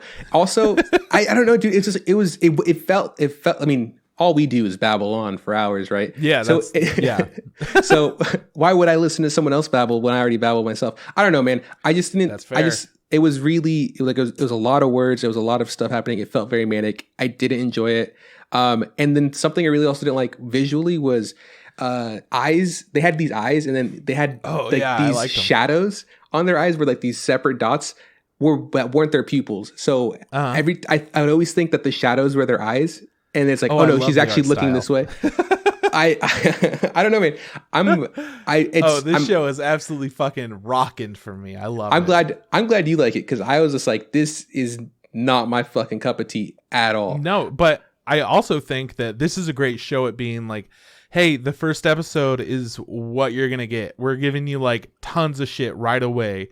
And then the second episode was a lot more chill, where it's just like, she has never done this before. She doesn't know what to do exactly for it. And they're trying to rope her into doing more recordings. And it took, instead of being like, we're on the air all the time, it instead is like, no, it's a lot of just her personal life, and if she's going to be like continuing to work her job as a waitress, or if she's going to go to radio and like work all this out. And her manager is pretty funny. They do a lot of bits in the show. They do a lot of little jokes that I really enjoyed throughout. In the second episode, she's talking to customers who are also the radio people, and her manager is like paying a lot of attention, and he has their whole restaurant's a gig is curry. So he has this giant ass curry ladle, and he jumps over like a 10-foot wall to smash her in the head with it, just to be like, treat these people like any irregular customer. Don't be a fucking idiot. He's just super mad at her. I don't know, man. It's great. Then they show a guy in the background. He's like, how the fuck did he jump off? You know what? I think also because, and I didn't realize this until you said it, that is the same people that also made Daily Lives of High School Boys, right? Yeah. So like it does have those vibes for it. Like, cause there's parts of Daily Lives that is very similar to this entire show. And I haven't seen all of Daily Lives, but I've seen a handful of episodes, and I'm a fan of that show. So maybe there's a reason you like the show so much is because you were also a fan of that show. I think the comedy just, I understand the comedy. It speaks to me in a different way than other things. Whereas like Gal and Dino, I didn't get the comedy in the first half, and if it was all just a setup for the second half, oh, bravo, that was fucking incredible. Nice. But, well, I'm glad you enjoyed this show. A show that I didn't enjoy that's named very similarly is Listeners, made by the studio Mappa, who's done Dororo and Yuri on Ice. And I don't know if you guys have heard of a little show called Zombieland Saga. Because ever heard of it? Mappa loves promoting it, and honestly, it's pretty good. But Listeners is not. Can I say this gave me like, because there was times where it was like, am I liking this show? Am I not liking this show? And then it for sure hit a wall. I was like, nah, this show's not for me. Yeah. But it gave me like shitty, like it's like a shitty, like Zan's Lost Memories, shitty Eureka 7 vibes. It's like, oh, I get what you're trying to be, but like, you're not good. Yeah, exactly. I'm like watching this. I'm like, you want to be Eureka 7 so bad. It has a very heavy music theme, and so did Eureka 7. But Eureka 7's was a lot more like, yeah, we just really like music a lot, and also all the episodes are named about music. And this was like, put in your special music boombox in order to get to school. It was like, what the fuck? It's everything had to do with music. It's like, ever seen our gear? They're, you use them to play gigs. It's just like an amplifier. It's like, yeah. Oh, you're a what do they call them? Were they players and we're just listeners and we listen to music? There's the earless. They're giant like blobs of like mouses or whatever. The show and like the art style, I feel like they were trying to steal from Eureka 7 or like it felt that way right off the bat. And that's why I was like, maybe this is good because like what I've seen in Eureka 7, I enjoyed, Yeah. So I was like, well, so as somebody who has always been really involved with music and Eureka 7, I was like, are these people speaking to me or are they going to fuck on me? And then they decided to fuck on me really hard. And I don't know why. It just went really anime really fast, where the music boy found some lady in the fucking trash who can apparently pilot this giant robot along with the boy. And it just like jumped the shark suddenly. And I'm like, nah. No. You should just, and like I said, I've never seen all of Eureka 7, but you should just watch that. you should watch that. Or you should watch Zan's Lost Memories or whatever, which is also like a really good show.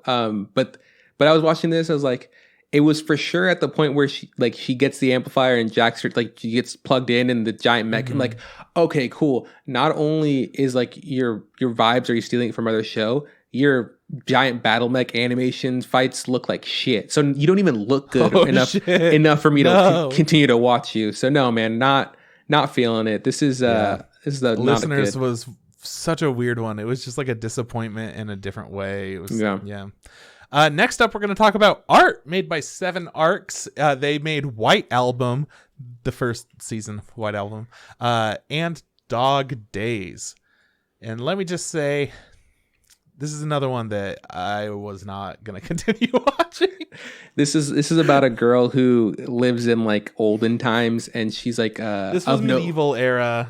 She has like some sort. She's some sort of. She's supposed to be like noble born, and she wants to be an artist or whatever. And that's not very okay because she's a woman and she should just find someone to marry. So she goes to the streets and looks for someone to be her apprentice. And guess what? She finds some guy named Leo. Da Vinci? Did yeah. you say Leonardo? You said Da Vinci, right? Nah. Yeah. So she ends up being, an apprentice, I guess. And she works really hard and she just loves art. She wants to make art. And, She gets scolded for being a fucking cool bitch, though. She's hella owning shit. She's like, yeah, I like art. What of it? And then everyone else is like, nah. Nah, you're a girl. You shouldn't like art. This show wasn't good. The classic anime thing where they're like, I'm just going to force her to do a bunch of manual labor and then not actually give her the job because nobody could actually complete what I've given her as a task, but I'll just utilize everything that she was able to do. And then she completed it and she's super tired. So Leonardo da Vinci, just Leo, is saying like, oh shit, look, man, I gave you that work because I didn't think anyone was able to do it. And you proved me wrong. You're working for me, Miss Artiste. Boom. Yeah, the show sucks. It doesn't look that good either. It looks a little bit bland, which is ironic. For an art show, yeah, for sure. Yeah, and I don't know, man. It's definitely worth the skip. Hard to pass, yeah. If you like the Renaissance era, just go to a Ren Fair. No, honestly, if you like the Renaissance era, just go watch Eureka 7. Like, you're so much better off just watching that. You're so much better off. All right, cool. Next, let's talk about where I learned what bungo means. This is the show that taught me after watching Bungo Stray Dogs for all this time. Bungo and Alchemist, Gears of Judgment, made by OLM. They've done Pokemon and A Letter to Momo, amongst others. Do you know what bungo means? I put it together after this. Does it mean author? Yeah, it sure fucking does. I was like, all right, cool. So bungo is just authors because these are all the same characters that are in Bungo Stray Dogs, yeah. Turns out Akutagawa is a character, and Dazai is also a character. They're pretty big characters in Bungo Stray Dogs, and they're popular like Japanese authors in history, right? Exactly. So I found that out really quickly because this show is all about, hey, the authors of books have to go into their own books and kill taints. You got to get rid of the taint in order to cure your book. And then somebody else came in and was helping out the author and was like, what's up, fucker? This is the whole deal. You should know this. And then he was like, oh, okay. He's like, but don't worry about yourself. Authors can't be killed in their own books. And I'm like, then why are you here? Why? That guy was fine. He might have been trapped in his book, but he wouldn't die. The issue is authors can't die in their own books, but when they go into their own books, they forget about the book. Like, they don't know the story and they don't know that they're smart, in it. They could figure shit out, right? It takes, but it takes a while is the thing. So it's Inception. It takes the length of reading the book. No, dude, I just thought time for that? 14 hours. I got to get this guy back out of here to make more books. I just thought it was hilarious that the bad guys are called Taint. Oh my god, I was losing my mind. I'm such a child sometimes. Oh yeah, I couldn't handle it. It was so funny. So the animation style and art style in this show suck. They're not good. And I wasn't convinced. I thought the show was really bad. And then at the very end, we see that there's a talking cat with a collar and a tie or something. And I was like, yes, this show. Whenever they bring in talking animals like that, it's like whew, yeah, hell yeah. I was like, look how anime this is. Honestly, though, watching it, like, you don't need to. Instead, go watch something else that's author related, like Eureka 7. Like Eureka 7. Better version of it. Yeah. Just go watch Bungo Stray Dogs. Yeah. Honestly, though, it's not worth watching this show. Bringing us to our next show, which is Kakushigoto. This is made by Ajia-Do, who we talked about a bit earlier, and people goddamn love this show. Just straight up, people love it. And I understand why. Completely get why. Mm-hmm. I was really on the fence about watching a second episode or not. There were parts of it that made me want to watch it and other parts that didn't. And I'm not going to keep watching it. But are you? Did you watch 2 episodes? Just one.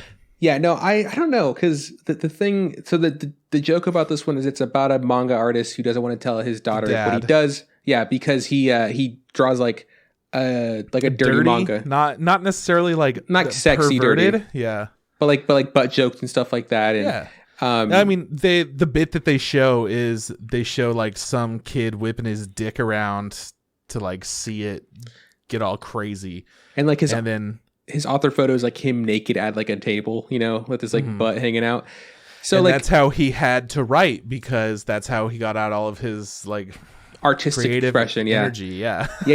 No, so there was like funny things in it, and the thing is, there's also like, I think at the beginning we see the daughter. She's like, oh, I recently found out who my dad was because he would never tell me who he was. So it's like there's like a past and a present, you know, kind of back and forth thing.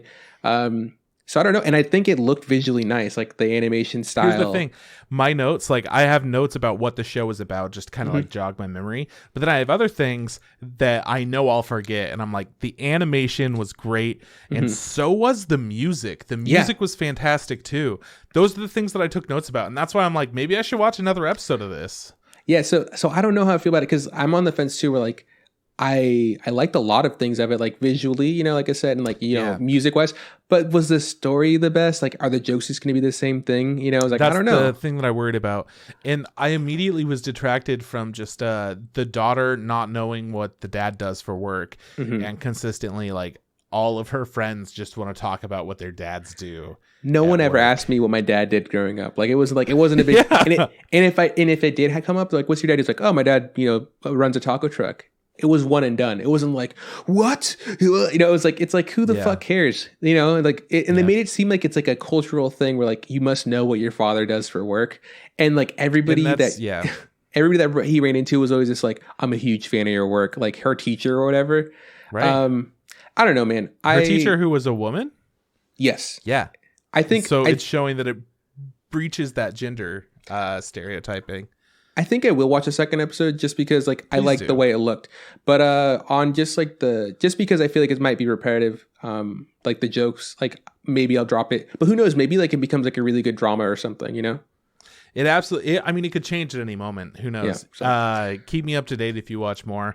First episode had a lot of things that wanted me to keep watching it, but overall it was lacking with the jokes and the story, but I liked how fast paced everything felt. I liked, the music and the animation were stellar. So yeah, let me know. I might keep watching more if you like it. Next up, let's talk about Tamayomi, which is made by Studio A Cat. They've done things like Frame Arms Girl and Pastel Life. So, Frame Arms Girl, do you remember that show from like a year ago where that guy had a little action figure that came to life? Yeah, that's that one? Yeah, no, but that's a spinoff of Frame Arms Girl. Wow. So there were multiple Frame Arms Girl, and then this one was like about the little figure. Anyways, I thought that was crazy doing research. I'm like, oh fuck, dude. Yeah, that show was weird, and this show is too. This is very different. This is the girls playing baseball, right? This is baseball girls, and the whole time I was watching it, I was confused whether or not it was going to turn into some Yuri ass anime or what. I don't know, man. I thought they were all gonna fuck, but nobody fucked at all. It was very like, these are baseball girls and they're wearing skirts and they're gonna bend down really low and maybe you'll catch a panty shot kind of show. It gave me those vibes. It's weird, but it's also like hidden. It's like it's about friendship and it's about becoming a team. The thing is, we've had baseball girls show before. Like we've seen this before. Like maybe 1 or 2 seasons back where it was like the baseball club. What was it? It was like Cinderella 9th or something like that. Something like that. Yeah. Something like that. So it's like, and the thing is, I've talked about this in the past. I have a huge like fan of baseball anime because I never played baseball growing up, but I like watching baseball animes. And there's I watch Mixed, you know, fucking Ace Diamond. What's the other one? Major the Second. By the way, got a second season after being 2 core for the first season, which is crazy to me. But those shows like I enjoy because it's not, you know, it's about the baseball or whatever, or it's about the characters and stuff. This one I felt like, no, it's for sure like fan servicey. It's for sure going to be like suggestive stuff. Like they're not tricking me. I can handle fan service, but this felt like that was all that it had going for it. They tried to make it like, oh, you know what? Like there's about like meaning and there's plot and, you know, she's emotional. I'm like, no, you're not fucking with me. Yeah. It felt really bad. And it felt like it was just, I know what they're doing and they're not going to trick me. There's There's better baseball shows out there. Just go watch those. Yeah, like just go like watch Eureka 7. There's an episode of baseball. Oh yeah, there is there. I mean, there probably is. Who knows? No, there's not. There's a soccer episode, so go watch that. Oh, fucking lame. Soccer's lame. Don't watch that. Just go watch all. Just go watch Samurai Champloo. Just go watch All Out. Okay, they have a baseball episode. Yeah. Okay. Next up, Sakura Wars, the animation made by Son Zijin. They've done Black Rock Shooter and The Heroic Legend of Arslan. Dude, Sakura Wars, the animation. As soon as it says the animation, you know it's based off of a video game, first off. This show was just... It was weird as fuck, man. It was just a lot of different girls fighting demons. And doing cabaret shows. Yeah, and it was doing like Vegas-style cabaret, little song and dance things. This show sucks ass. Like, it was so back and forth. I was whiplashed between what was going on. Like, you don't really know what it is. I remember talking to Kyle about, like, hadn't watched all the animes yet, so I didn't know what was the worst of the season. And Kyle goes, Sakura Wars? And I was like, after seeing it, I was like, that's really bad. I think there's another show that I dislike more personally, but this show is not good. Oh, there is another one that I dislike more personally. When did you talk to Kyle about this? Maybe like Tuesday. Last Wednesday, maybe. Okay, he hadn't watched the worst show of the season. Okay, yet. We haven't gotten there yet, have we? No, because I think I know which one it is too. Yeah, you do, because you're like, we'll get to it. All right, next up, because honestly, we shouldn't focus on Sakura Wars the animation. It's not good. Nah, just totally skip that one. Gleipnir, made by the studio Pine Jam. They did Gamers and Just Because. Now, it's been a long time since we've talked about Pine Jam, but we have pretty positive opinions about them. I haven't watched any show that they've done, but their style's good, and they've got interesting things happening with each show, whether it's the characters, the story, or what. Gleipnir, I'm watching it. You like it. I fucking know you like it. I'm in it, boys. It's a good show. Say what you want. It's a good show. It's good. There's one thing that I don't like about it, but we'll get to that in a minute. This show is about a character who can, a guy in high school who can turn into a monster, but his monster is kind of like a weird ass looking giant mascot. Like a wolf suit like a wolf mascot. Like, imagine turning into a werewolf. A sheriff with overalls and a gun. Yeah, like imagine turning into a werewolf, but instead you turn into like a giant cartoony mascot with big old eyes and like, fucking a gun and suspenders, and you look ridiculous. So weird. And I'll say something. I didn't know what I was getting into watching this show, but the transfer. No, not. You sent me the picture. The only thing I knew about this was that the main character looked like the guy from March Comes In Like a Lion. That's the only thing. Oh, exactly like March Comes In Like a Lion. It was like, okay, and then when you get into what the show is, you're like, different show. Way different. I was like, oh, cool. I guess someone watched March Comes In Like a Lion on Netflix, so they copied that. But what I will say is, like, the transformation of him turning into this creature is fucking horrifying. Like, it looks painful, it looks gross and scary. I was like, and that was my first like realization, like, this show might be fucked. Like, this might be like a dark show. This show was fucked. This show fucked. Is fucked. And because it's fucked, I think that they're able to get away with other things that I'm less comfortable with. So it goes into kind of showing how he doesn't want to use his powers for bad. He's just like a kid who kind of got thrown into this thing. And he goes and he saves this girl from fire. She was passed out.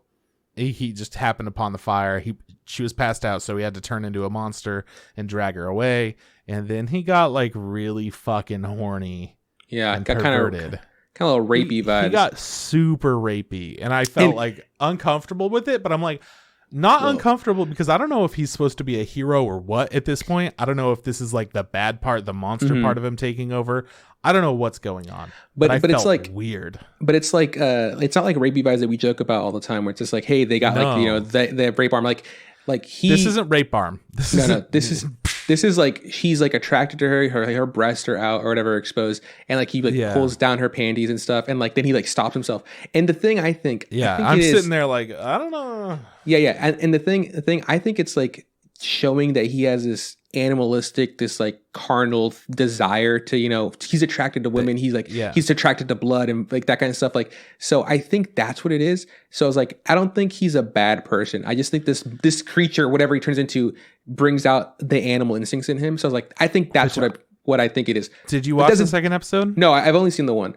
So I haven't excused it. The second episode convinced me a lot less, and it felt a little bit more out of place, but there was still a lot of overt like panty shots and sexuality because they really want to drive home that like there's some ecchi shit going on in this. So it's violent and it's ecchi. And anyways, so he has this dynamic with the girl that he was getting rapey with. And she's blackmailing him. She's a bad chick, whatever, right? She's clearly bad. She was gonna kill herself. Like that fire was there for her to. She was committing suicide. So instead of being and then grateful, I got way more interested in it. As soon as that happened, I was like, okay, she's an interesting character that's super fucked up. And there are people like that in high school where they just like, they're fucked and they do super fucked up shit again and again. And now she's wrapped in with this person that happens to turn into a monster.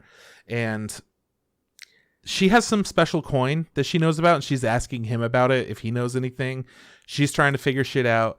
And then at the end of the first episode, they're back at her place, and she's like, hey, come with me, whatever, trying to explain shit.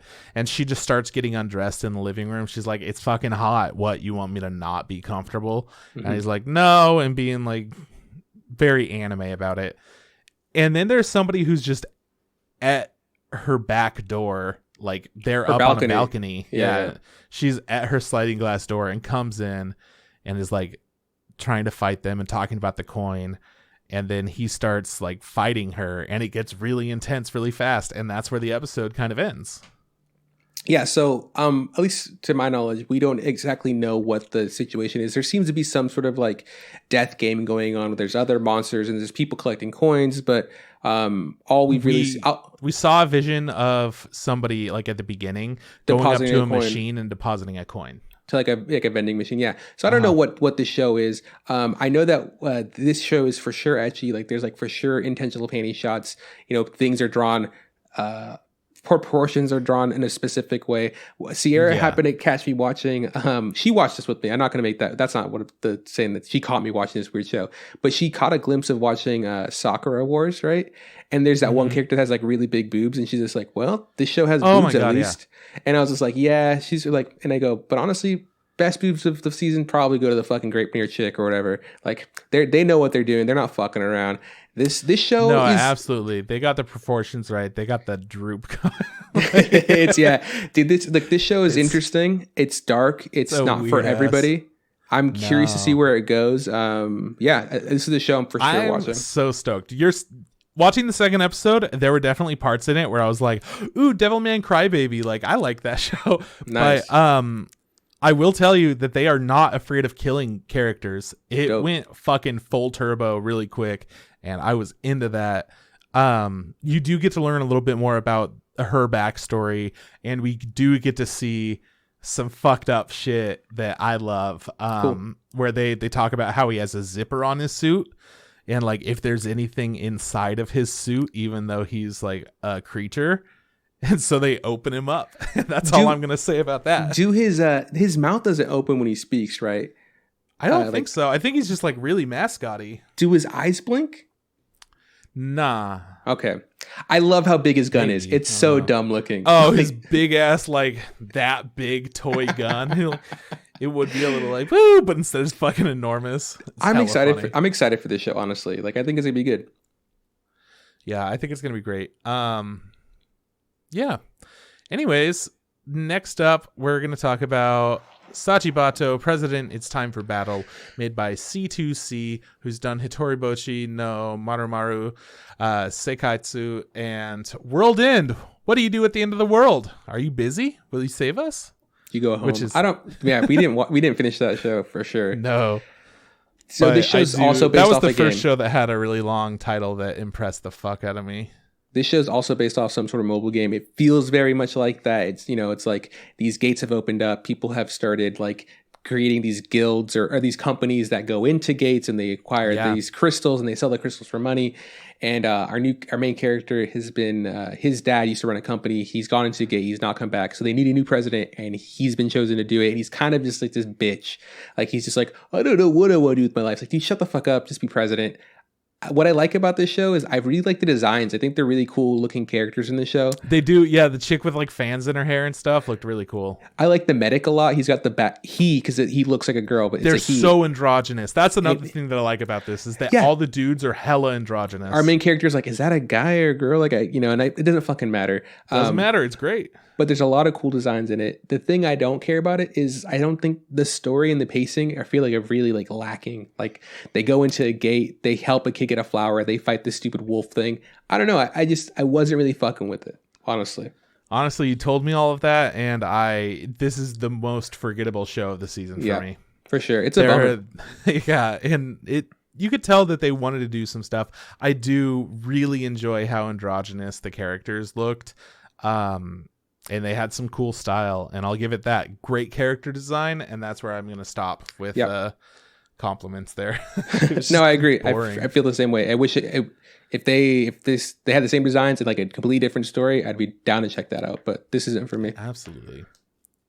Next up, The Millionaire Detective Balance Unlimited, made by Cloverworks. Cloverworks, yeah. Who did The Promised Neverland and Rascal Does Not Dream of Bunny Girl Senpai and everything else that they make. We also really enjoy. This show started it, and I already knew that I was going to like it because I've seen a lot of art going around, and I like what people are doing. So you could tell like the inspired art and kind of what direction it goes in based off of what the show is. And I don't know, man. Kyle was apprehensive. He's like, I don't fucking know about this. And then we started watching it, and I'm like, oh, this show's fucking incredible. It's so funny. It looks great. And I have no idea where they're going to go with the story, but I'm in for the ride. I think so. So the thing that first hit me with the show, because I didn't find out it was Cloverworks until I looked it up afterwards. Afterwards, I found out today. No, yeah, I looked up it afterwards, but I know what I was watching. I was like, seeing the animation style and seeing the quality of the art, I was just like, this looks really good, and I can't put my finger on why, right? So like after the show was done, I went back and I was like, oh, it's Cloverworks. Obviously, it's fucking amazing, like visually. Yeah. I wasn't super convinced with the story, like because I kind of get what the vibes were. It's like it's just like it's about a rich detective, like a millionaire detective who buys everything and does whatever he wants. Balance Unlimited is a reference to his credit card balance. He doesn't have a limit, so he just does like whatever he wants to get the job done. And we're also following another character who is a normal detective who used to be at a higher ranking and now he's at a lower ranking. And it was crazy. Like all this stuff happened and it was entertaining, but I was like, I wonder what did trick me was at the very end of the first episode, like they stop the crime from happening, the bomb explodes, and we see I'm going to call him the poor detective, like holding onto the edge of the bridge. And there's a rich detective looking down at him, like the detective millionaire. And I was like, oh, he's going to reach over and pull him up. Right. And he doesn't. He lets him I was like, oh, I'm so into it. Like I was waiting for it to be that moment. Like, hey man, comrades at war. But he let this fucker hit the water so high up. And I was just like, I don't know what this show is. I'm so confused. But because you knew what it was, and then you figured out even more what it was, and then it got to that point, and you were just on for the ride, dude. It was nuts. And the thing is, I love, a lot of Cloverworks stuff is great. So I'm gonna because they have a good track record with me. I'm gonna continue watching the show, but I don't know I'm for sure what's gonna happen. Oh, no, I don't know. But anyways, the end of the episode, he joins the regular detectives.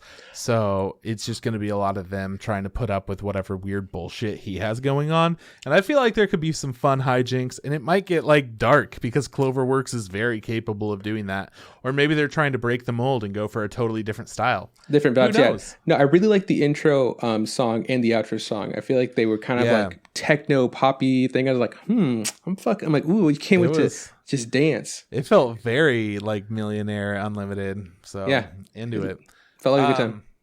Next up, let's talk about Appare Ranman, made by PA Works. They've done Shirobako and Angel Beats, amongst a bunch of other great shit. I'm curious about because I know how I feel about the show. I know how I feel about this show. How do you feel about the show? I really hope it's good. I'm watching it. I like it a lot, actually. I really want it to be good. Because when we were watching it, right off the bat, we're like, oh, this is a battle race. This is a battle racing anime. This is great. It's wacky races. It's fucking it's fucking death race. I'm like, oh, dude, this looks like so fucking it's red dumb. line. It's gonna be so. It's all of those, yeah, and it's like it's good. Main character looks like a real goofball. They look like a very Japanese style, kind of like clown. I feel like there is a specific word for what they are, but they look like a Japanese style clown. Mm-hmm. So it's about a guy who's an engineer, and he's very eccentric. And there's a samurai guy who's been they've chosen him to be in charge of him. Like, hey, keep an eye on him. He's fucking up a lot. The engineer's a son of a really rich merchant, so they can't afford to lose relationships with them. And this guy breaks out of jail, which is a huge dishonor. And so the samurai guy's like, hey man, please work with me. If you get in trouble, I get in trouble. I have a sister and like, a family to I think a dad to take care of. Sisters and dads. He's like, please. And the engineer's like, nah, fuck you. I'm gonna do what I want. So they end up going out to sea in this steam powered boat that they created. And it's like super fast.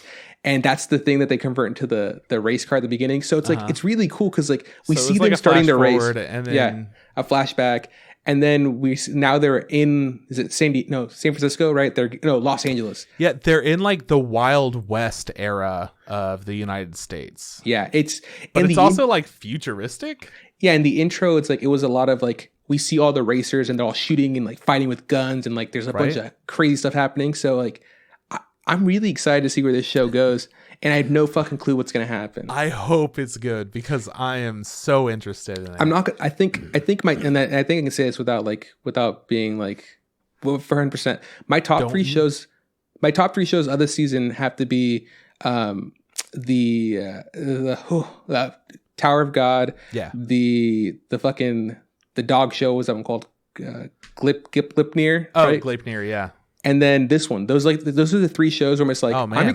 I'm super excited to see where these go.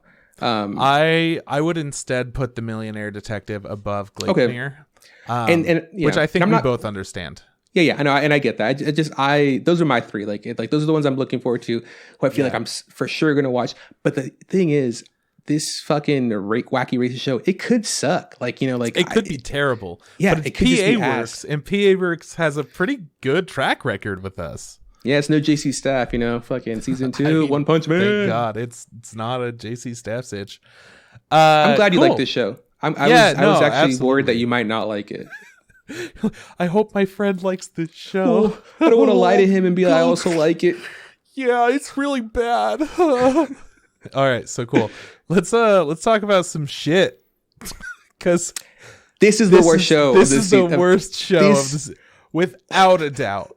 Oh my God. Okay, so Shironeko Project Zero Chronicle, made by Project Number 9. They've done High School Prodigies Have It Easy Even in Another World, and Didn't I Say to Make My Abilities Average in the Next Life? And if you remember, I watched Didn't You Say to Make My Abilities Average in the Next Life? Yeah. And there were parts of it where I was really into it, and other parts where I wasn't as into it.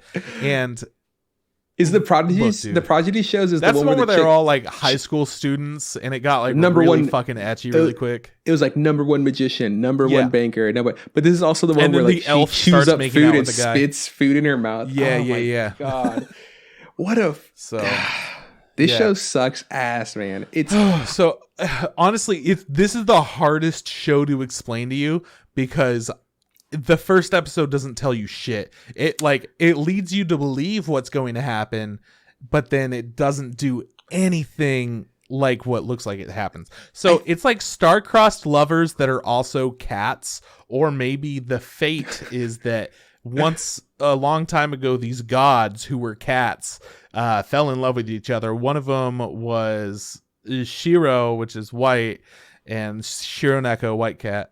And then the other one is Project Zero Chronicle, which is Japanese for black cat. Black cat. Yeah. They're like these star-crossed lovers or some shit, but then the story isn't that at all. The first episode is really weird. We just see the one guy character go through a bunch of shit and like we find out what he's sent out to do. But I think what the story is, it's there's this world where there's two separate worlds, like a dark world and a light world, and I think we're posed to believe that the leader of the light world is our main character, who's this angel chick represented by the white cat, and this fucking shithead that we see in the first episode is trying to become the leader of the dark world, and he's like the guy with the angel wings, and he's a black cat. Yeah. And I think they're supposed to fall in love and somehow go to war. I think it might be based off a video game. It looks so bad. It's literal trash. My god, dude! This might be the worst show we ever give Kyle to watch, without a doubt. Like, honestly, man, it's gonna be so bad. Like, I thought Plunderers was bad, and then I was just like, dude, it's like a car accident you can't turn away from, kind of thing. I was just like, yeah, this one is just. I don't want any part of it. It's horrible. I am so excited to see Kyle watch all of this. For sure, giving him Shironeko Project Zero Chronicle. There's no doubt. Yeah, we didn't watch that until Sunday. It's horrible. So bad. Anyways, we've got 2 more, so let's fucking do it, man. Diary of Our Days at the Breakwater, made by Doga Kobo. This is another cute girls doing cute things, which we know Doga Kobo excels at. And they're fishing, bro. They fishing. Guess what? First episode, because of Animal Crossing, I got to know what fish they were talking about. So first off, octopus. Thank God Animal Crossing taught me what an octopus was. Main character doesn't normally fish. She gets wrapped into it because there was some girl that's out at the breakwater. Main character loves the ocean. And then she's taught how to fish. Yeah.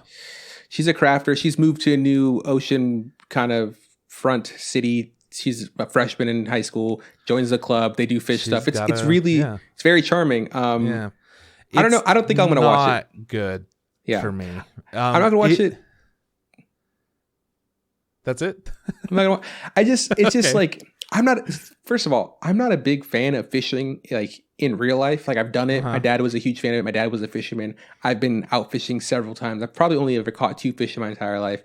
I'm not a fan of virtual fishing. Like, if you guys play and I know you're a huge fan of fishing in any game if it's like a thing. So to watch a show, what it is, to watch a show about fishing, it's just like it's just not for me. Yeah, it didn't do it for me at all. They had this whole like gross out factor where the main character was grossed out by her like cutting up the squid. The other character cutting up the squid, and she was grossed out by wharf roaches because she's also horrified of bugs.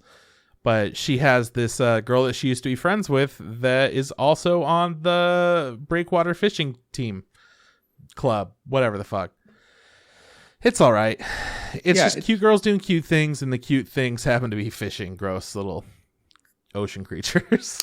There was also like there's the reused joke of one of the characters having massive tits, and everybody's super like jealous of her giant tits. Still not the best tits of the season, I'll tell you that right now. Best boobs going to fucking Grapenear or whatever. Glapenear. You'll get it right one day. What's next? I didn't watch this last thing, actually. So you decided not to watch High Dive. I forgot. You decided to not watch High Dive. And there was only one show on it. So it's Future Folktales, made by Toei Animation. And this was such a boring show. This definitely falls in line with some of our other shit, like the Woodpecker Detective. This is that level. But the animation quality was much worse. It was just so bland looking. Everything looked flat and just didn't feel like it had any kind of depth to it. But then you see the animation and you're like, I mean, this isn't bad. This just feels like it's not anime at all. It's like a very different style. It does kind of like it. So it's a future city, takes place in like either the far away or near future, but somehow there's a super developed like mecha type city in the Middle East, and our main characters are I'm gonna call them main characters, but they're like ages 6 through 12, and there are 3 of them, and their grandma tells them old folklore from the city that they live in, but the old folklore is back in like, I don't know, maybe BC era, maybe just early hundreds or whatever in the real world, and it's just little lessons. It feels like it could be on PBS, honestly. That's what I was thinking the whole time, is just like, this shit looks just like any old cartoon. This could be on PBS and you could learn some cool Middle Eastern stories. But I'm trying to watch anime to feel fucking jazzed about weird shit. And this isn't getting me jazzed. This is just like, you should trust people when they show that they're very trustworthy. Cool. And if they say something and they feel like they meant it and then it was wrong, that means that they have regret and you should still trust them. I'm like, I don't fucking care, Grandma. Yeah, honestly, if Let you me want to watch my Gleipnirs. If you want to watch a show that teaches you like fucking small like lessons about being a better person or morals, you should just watch Eureka 7. It's so much better. Eureka 7 is like the better version of future folktales. Yeah, Toei Animation, they should just stick to shit like Digimon like they've been doing. That's all I have to say. Cool, man. Let's do a quick of what we're watching and then we can be done. All right, so Crunchyroll, I'm watching Ascendance of a Bookworm. I know that you are watching Sing Yesterday for me. You're checking out another episode of that. We're both watching Tower of God, and we're both watching Digimon Adventure 2020. For sure. And then moving on to Funimation, you're going to have to go and check out the first episode of Gal and Dino. I don't know if you're going to watch the second one. So check that first episode out. I might wind up watching more of it, but I'm going to check out the second one for sure. I'm going to keep watching Wave Listen to Me. I really like it. It's a little bit too hectic for you, but that's fine. You are not going to continue watching Kakushigoto, or are you going to watch Kakushigoto? I think that's one where like with kind of like Gal and Dino and then like that one and like Sing Yesterday. So I'll give it another episode. More. I'll give it another episode, but I'm not like set for sure going to watch it for sure. All right. For sure going to watch Gleipnir. Both of us are watching that. Yeah. Both of us are watching The Millionaire Detective. Yeah. And finally, we're both watching Appare Ranman. So I've got that's the steampunk one. Yeah, it has a hard name. Yeah. That's the really fun battle driving. Anyways, there are a pretty good handful of shows that I'm watching, somewhere around 8 or something like that, which I'm always really surprised by. I'm for sure watching 6. For sure 6. Yeah. And then like 3 extras to see if I like them. But this is honestly this season for me, I think is more successful than the last season. Besides like Haikyuu and like I don't know what else was there. Well, we'll see what happens because like anything can really happen at this point. But having seen the first couple of episodes of a lot of different shows, I feel like I've gotten a really good impression of what they're going to be because it makes you feel a certain way. There's one thing, which is watching a whole show at once. Watch 4 episodes. You get a good idea. But if you kind of give yourself time in between, you're not just watching it to see what it's going to do. You're watching it to see how it makes you feel while you're watching it. I think that's the biggest difference between taking that extra time between an episode per week is like, oh, hey, that was pretty cool. The second episode, well, it did some stuff, but it's harder for those shows that feel like there might be potential there, but we don't know for sure. Like maybe Woodpecker Detective, first episode's fucking boring. Second episode goddamn sucks. But then what happens in the third episode? The coolest shit out of every show. Like, who knows? Yeah, I think that's why you do a good job of like keeping your like ear to the ground on like the internet and stuff and being like, hey, people seem to be jazzed about this. So there are times where like Psycho 100 happened. Yeah, or like fucking I think it took a little bit of time, but we got around to the fucking Steven Universe, but they're not, fucking what's that one called? Yeah, Land of Lustrous. Land of Lustrous. Like we were like, no, this shit sucks, and then like that shit was amazing. I don't know what we were thinking. That's what makes me wonder so much about what the fuck is that Safari one? Oh, the fucking Kagaster of the insects, Cage of the Insects. That's the one you're talking about. Yeah, that's the one. No, you're talking about the one with like Purple Chan or whatever, right? With the girls who are like Grape Chan. Grape Chan, right? Yeah, you know what I meant. I do. Purple Chan. But it's one with the girls who are like zoo animals. It's like post-apocalyptic or whatever, right?